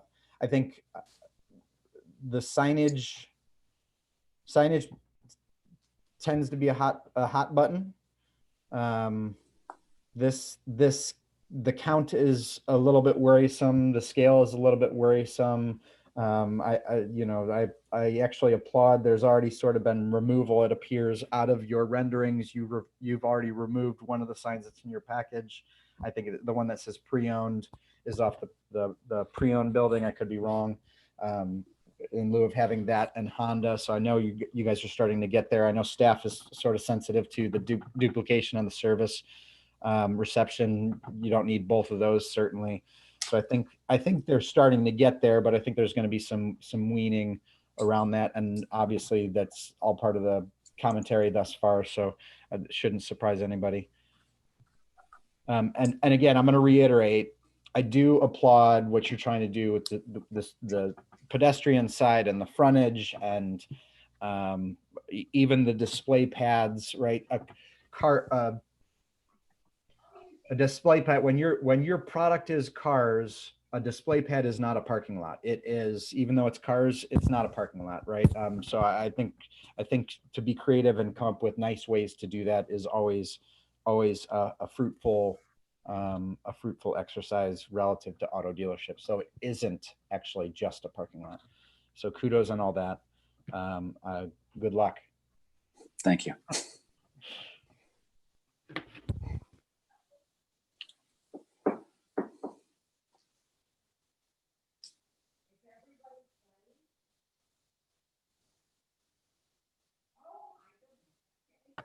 Mr. Schneer? Thank you. I won't, I think we've talked about the trees. I'm personally not a fan of the new car dealership aesthetic, like white buildings and cylinders, but I realize that's sort of, I'm sure that's sort of the way Honda likes it. And I appreciate that you tried to tone it down a bit, and I understand, I'm sure it's for recognition from the streetscape, et cetera. Anything more you'd be willing to do in there would certainly make me happy. I like the, we've probably all been there or been through there, on my way to Lowe's or whatever, where it's a confusing area, and tackling the signs is going to be interesting because you do need directional signs there, and I think you need a lot of them. That's, you know more about that than I do, but it's a confusing area, and obviously the multiple buildings and ingress and egress points of that. So I'm anxious to see what the master sign plan would look like. And one comment I would make, and I just saw it briefly there, I do like the campus entrance though. I think that's sort of an unusual, I like the formality of that. And I personally, because I like cars, I like seeing two cars there. It's was mentioned earlier, that's your stock and trade. So I appreciate the visibility is appropriate there. Thank you. Thank you, Mr. Schneer. Mr. Grimes? Well, as I drove in and around and through the site today, I was thinking that, there's a heck of a lot crammed into that 12 plus acres. And it's obviously, gone through a lot of phases over the years, and it's, it needs improved signage, it needs better flow. I know that a lot of their inventory is off-site, and the other areas around there. So it's a lot that they're trying to do, and they're trying to improve it, and I appreciate that. But it does need to fit in with the long-term plan of the area, and I think the frontage is a good a step ahead to that. But it's going to be a challenge. And as Mark said, good luck with that. A lot of what Mark said, I agree with, and I'm not going to repeat it here. So that there's a lot of conditions that they have to deal with, and this is just the concept plan. So I'm sure we'll see this again. Thanks. Thank you. Thank you. Ms. Kennedy, I don't recall if I. Okay, thanks. I'll hit on some of the highlights. So number one, open space. I don't think there's enough green or open space in this concept plan. If you're looking for feedback, I know Ms. Fox tends to share that comment as well. The street network, the connectivity and the pedestrian engagement on the front side on Sawmill, I think is very, very well done. The wavy sidewalk, I think is really cool. The car pads, I think are also a great addition and a great feature. Building mass seems appropriate. Pedestrian connectivity though, I know you said you're seeking feedback on that. Would that be on all 4 sides of the building, or was it the front side is in agreement, right? And it was the rear side of the property where there was some open discussion still, correct, Mr. Todd? Yes, we were looking for feedback on the Dublin Village Center, which would be the north and the west sides of the site. Right.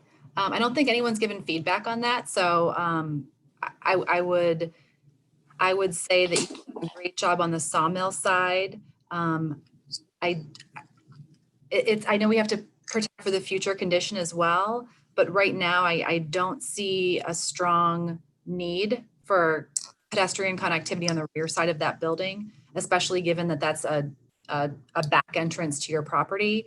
I'll defer to our chair as well to give feedback on that. What else? I'm also not in favor of the fee in lieu for tree removal, if there's anything that can be done there.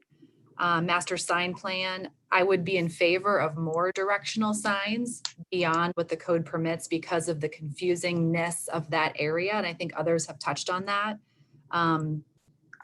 What else? I think those are kind of the highlights. I'm so excited to see this area redone though, Mr. Todd. It's very, very much needed. And the overflow parking is not good. So looking forward to this refresh. Good luck. Thank you. Thank you. All right. Thank you for your patience. I know it's been a long night for everyone. Just want to touch on a couple of things. You've heard a few different opinions on signage. I tend to sway the reduction of signage on this particular parcel. And Nikki made a comment earlier about we find importance for brand identification on the wayfinding signs. And I think that is important when we're in like a mag district where there's dealership after dealership after dealership, and you don't know if the service is the Land Rover service or the Toyota service or the Lexus service. You just don't know. But on a parcel where there's single brand, pre-owned, and new car sales, I think the reduction in signage is appropriate. And so while we need to balance the wayfinding aspects of signage, allowing people to know where they're going, I don't think we need to go overboard. When we look at one of the pages in the packet that has all of the different existing signage, every vertical is populated. Even the back side of the wayfinding says, thank you for visiting or whatever. And that's at that point, it's just clutter. And so one of the challenges that we've been given by City Council is to reduce the clutter. And so we do take that objective very seriously. I pay particular attention to pedestrian connectivity. And so that Dublin Center street, where it appears that the sidewalk terminates at that end, I don't care for putting pedestrians and bicyclists in a street. It's not my favorite thing to do. It's one of my pet peeves in the area near Avery, where you walk on a sidewalk and then you're in a patch of grass, or if it's snowing, you're in snow and there's no place for you to walk or bike. So anywhere, especially on these larger redevelopment projects, anywhere where we failed to put pedestrian connectivity before, we always want to look at for the future. And if it's a conscious, there isn't room for it, then that's the decision that we have to make. But if there's room for it, if there's a potential, if there's an application on the table where it makes sense to incorporate, especially where it's in our future development plans, then I think that we have the challenge to look at ensuring safe passageway for bicycles and scooters and everything that's not a four-wheeled vehicle on a roadway.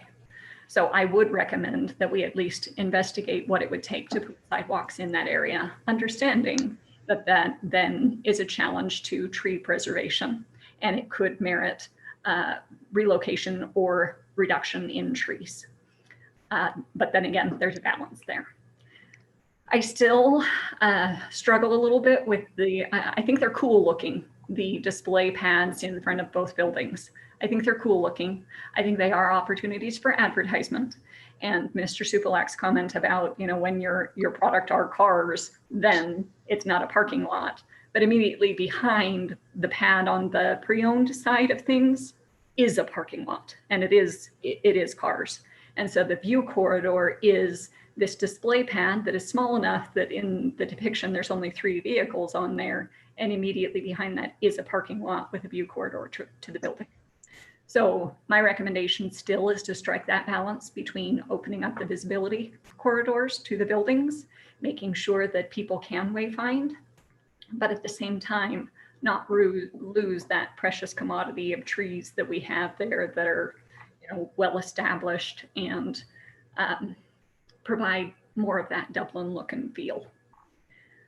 So with that said, I think I touched on sign package, overall feel. I think the buildings are lovely. They're car dealerships, bigger box. I work in warehousing, so you don't get super lovely warehousing products, and you don't get the wow architectural feats of car dealerships. But I think you've done a good job. They are good-looking buildings. They certainly serve a purpose, and the sign package with wayfinding is something that we always like to take into consideration. So with that said, are there any questions, comments, or clarifications that you'd like from the commission in order to proceed along this process? Thank you, Madam Chair. If I could add one additional item, just to get feedback to help us when we do come back regarding the Dublin Village Center sidewalk. We did do a study of what it would take if we did add that sidewalk in, if we added a code compliant sidewalk in. And it removes 673 caliper inches of trees along the north and west sides of the site. And, we do take seriously the city's desire to replace trees instead of paying for them. But as many of you had mentioned, you've been through the site, and if you had been through it before our phase 2, a large part of it is overgrown, especially the perimeter, and trying to find locations for new trees is extremely difficult on this site. So I just wanted to add that, to get any feedback for when we do come back. So the 600, did I get you right? 672 caliper inches? 673. Okay, so roughly half of the caliper inches that were removed in phase 2? Correct. Okay.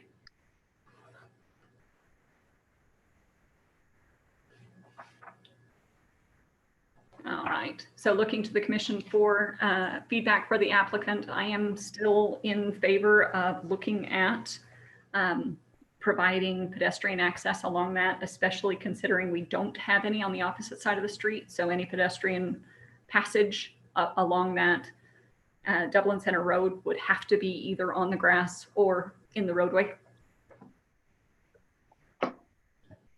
So Christina, you want to kick us off? Just initial feel on trees, sidewalks? I mean, overall, I'm not in favor of losing more trees on that site because it feels that we've already lost so many. Connectivity, I don't know if I have a strong opinion on that, guys. I don't see a lot of foot traffic or bicycle traffic in that space. So from a sidewalk prioritization perspective, it doesn't seem like a high priority. And just one call out there, we do have a bus stop along this parcel on the Sawmill side. So just to call out there for pedestrians. So Mr. Fishman. It's a tough one, and I wish them luck, but I certainly don't want to lose any more trees. You know, it takes 30 years to get those trees. It takes, you know, one day to knock them down. So I think we really have to be sensitive to that corridor, and it'd be nice to have a sidewalk, but they could move the sidewalk in closer to the businesses if they had to. They had a curvy sidewalk. They can move the trees don't go into the parking lot, so they could. I think if they're creative, they can work that out, and I'm looking forward to seeing that, because I would not be in favor of this application taking down more and more and more trees. Pretty soon we'll have big open area of blacktop and buildings, and will look like the other side of the street. So I'm very sensitive to that. I think that I really agree with everything Rebecca said in her summary, every single thing. I think that she made a lot of good points. And I think that the frontage, I think allowing you to take the one building, but no trees down the other one, I think you get the exposure. And cars are still cars. You see a lot of them on the road on Sawmill, and when you see them behind your display, it's more cars. So I think that you got a tough job ahead of you to win us over. And I think that we're interested in Dublin being green, and we're interested in preserving what we have. So good luck. Thank you. Any other commission members want to speak to the tree and the sidewalk along Dublin Center? Yes, Mr. Grimes. You know, when I look at the front page of the package, you know, and I know that there's a lot of foliage around his perimeter, I would think that, you know, the having so much new sidewalk across Sawmill is a major step forward. It seems like the property owner across the road would be more likely, because there doesn't appear to be as much tree development across the road, that if you have the sidewalk on one side, then you don't need it on both sides. So I would be inclined to leave the trees and push the development of the sidewalk across the street. And leastways, we've got Sawmill Road licked in this project. That's my thoughts. And I would be in agreement with that if we were seeing an application for the entire area. But since redevelopment projects don't come up every day, waiting for the next application and then hoping that the next commission realizes that we did that forward thinking and doesn't say, well, we didn't require it across the street, so therefore we're not going to require it on the other side of the street, it just puts us in a difficult place. Mr. Fishman made a comment that makes me look, again, I'm consulting the same image that you were, Mr. Grimes. If we were to get creative and have that meandering sidewalk hug the backside of the trees, right now there is kind of a sea of parked cars immediately adjacent to the tree line. If the asphalt were to be backed back 4 feet, then the meandering sidewalk could accommodate within that. I think you'd only lose about 2 parking spaces in that area by moving that 4 feet out, and we keep the trees and add the sidewalk.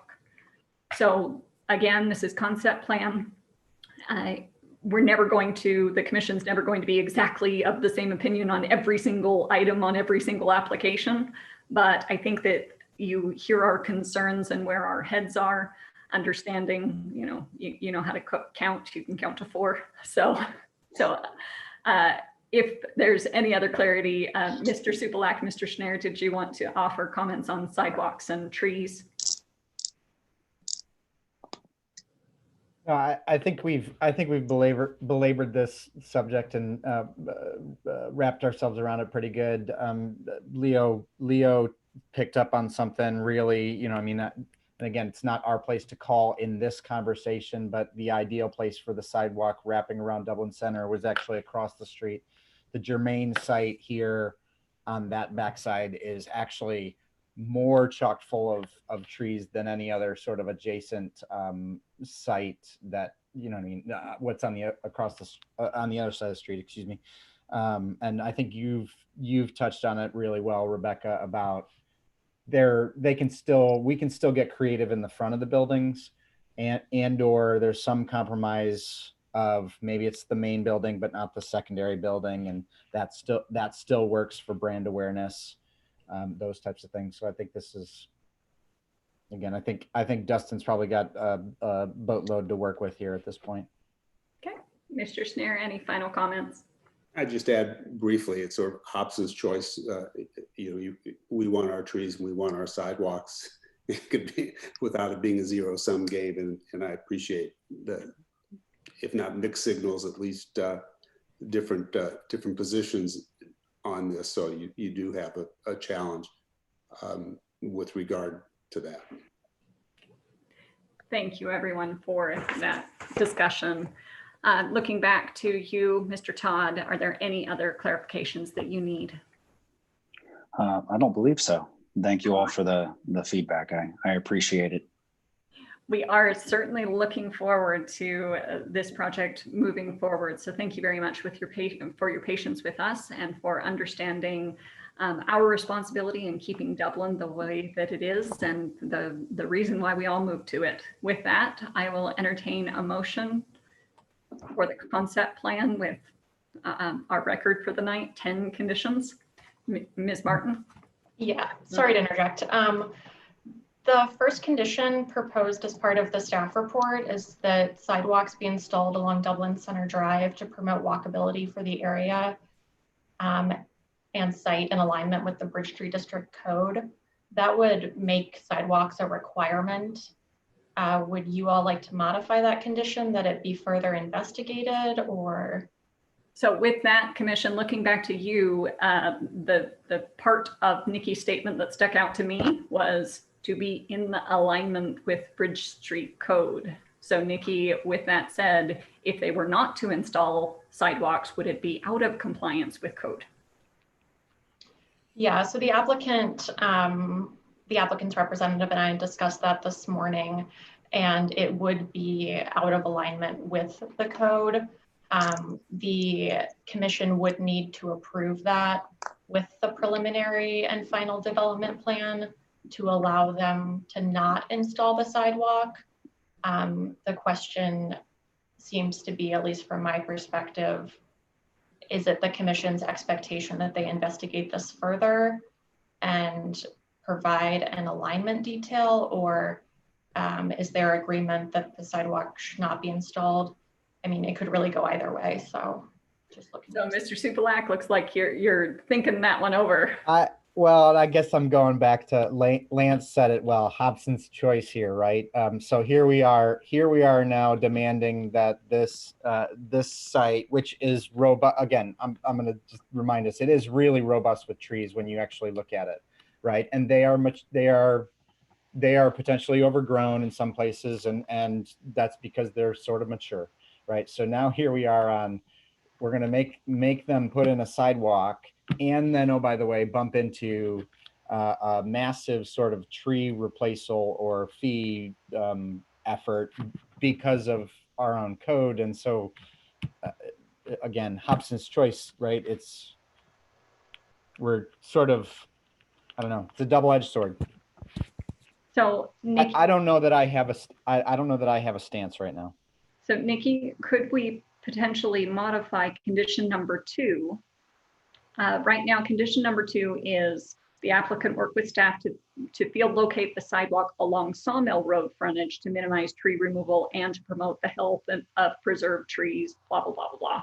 Can we append to Sawmill Road, Dublin Center Drive also? So essentially the applicant working with you, understanding that it would be this commission's desire, and please correct me, Commission, if I speak out of turn here, to try to find a creative way to not lose very many trees. If we can hug the inside tree line of the parcel and meander through, maybe cutting into the development a little bit, something that allows us to preserve the great number of mature trees that are hard to replicate. Could we simply add and Dublin Center Drive to condition number 2, and therefore then require the sidewalk according to what code requires, and also allow staff to work with the applicant to preserve as many trees as possible. Yeah, if that's the direction of the commission, we can definitely make that happen. So straw poll. Mr. Fishman. I just want to comment. I would be very, very amicable to allowing them to get rid of some parking spots rather than trees. So I think we could, if they come back with that and they're losing some parking, I think we can make an exception there and allow them to be below what the standard, what the parking is supposed to be.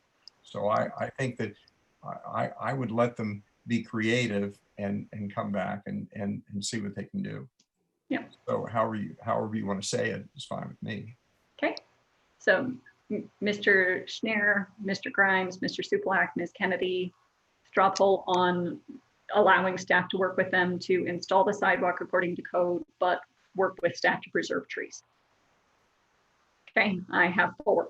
So if we could make that modification to criteria, that condition number 2, then I believe at that point we are ready for a motion.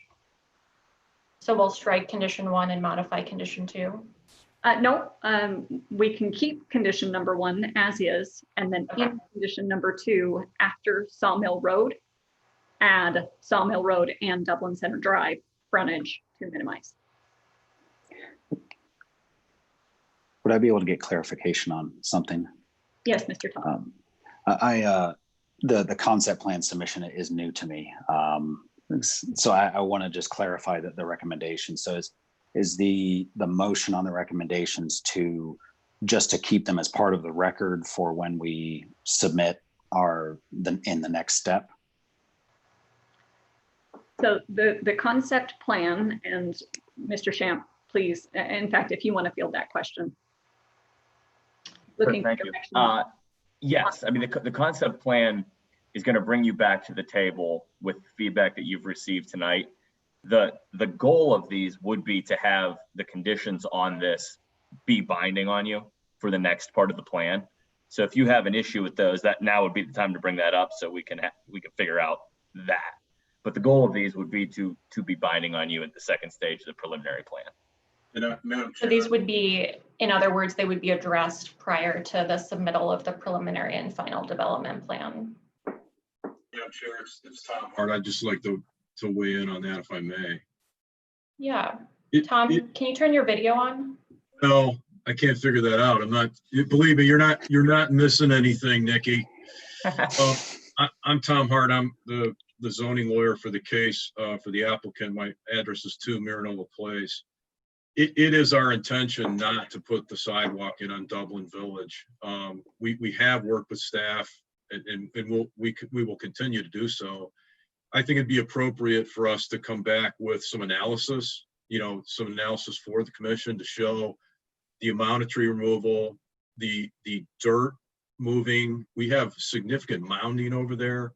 Some of the heights, when you add up the height from the surface of the road is up to 14 feet when the mound with the trees and shrubs on top.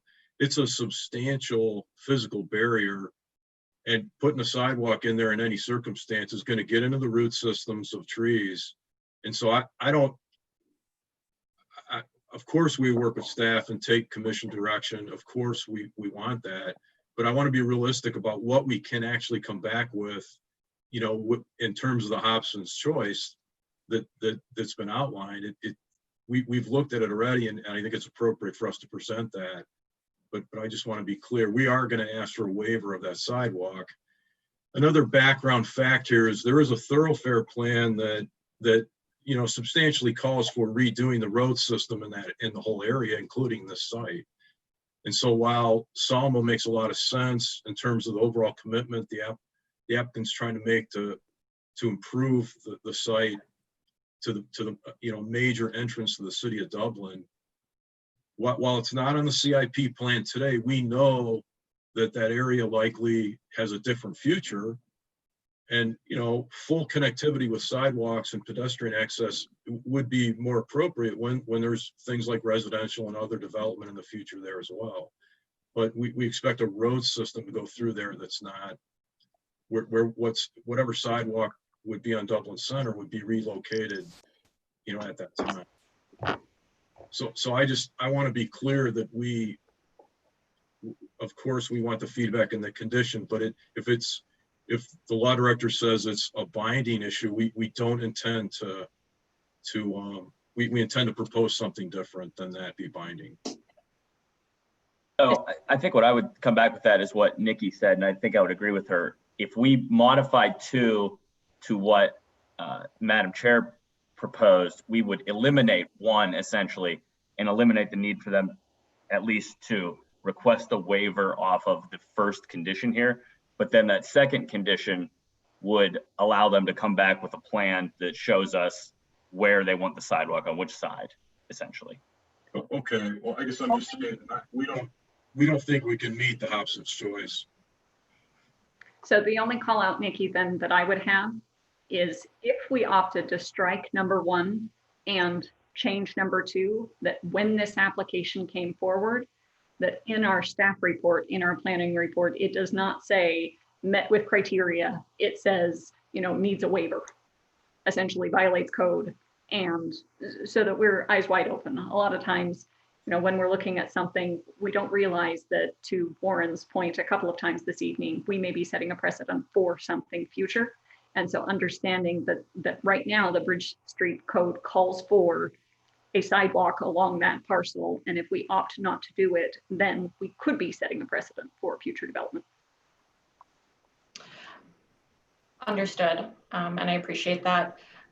Just to add some additional clarity, and Mr. Hart, please chime in as to your take on this proposal. But if we strike number 1 and then keep number 2, which says the applicant work with staff to field locate the sidewalk along Sawmill Road and Dublin Center Drive frontages to minimize tree removal and promote the health of preserved trees while retaining select view sheds for vehicle display. It would be staff's interpretation that prior to the preliminary and final development plan, we would conduct a site visit with your team to evaluate the opportunities to locate a sidewalk along Dublin Center Drive. Would that be acceptable? And then we could provide some additional information to the commission for their final determination. Yeah, I'll let Dustin answer as well, but I think, of course, you know, we would always we would want to do that with you. Yes, definitely. All right, with that being said, I will entertain a motion with 9 conditions, striking number 1. So moved. Mr. Grimes, do I have a second? Second. Second. Mr. Supalack? Ms. Kennedy, Yes. Mr. Snare, Yes. Mr. Grimes, Yes. Mr. Supalack, Yes. Ms. Call, Yes. Mr. Fishman, Yes. Thank you, Ms. Beal. Thank you, everyone, for joining us tonight. We certainly appreciate the application and the discussion this evening. We look forward to taking next steps and have full faith in staff that they will be able to work with you to come up with something that is, while desirable to Dublin, also feasible for Germain in now and future development. So thank you very much for joining us this evening. Thank you. Thank you. Thank you all. Thank you for the feedback. We'll see you all soon. Thank you, Mr. Todd. All right. On to communications. Staff, do we have any communications for this evening? We don't have anything for this evening other than you are on your well-deserved summer break until August the 6th. Thank you. Any communications from commission members to staff? Madam Chair, do we need to vote on the item that was on the consent? No, we already did at the beginning of the meeting. We kept it on the consent agenda. We put it in the agenda itself as its own item in case it gets pulled. All right. With that being said, thank you very much for your patience tonight. It's been a long night, so go appreciate some very well-deserved sleep. Kiss your spouses, kiss your kids, kiss your pets, and everyone will see you next time.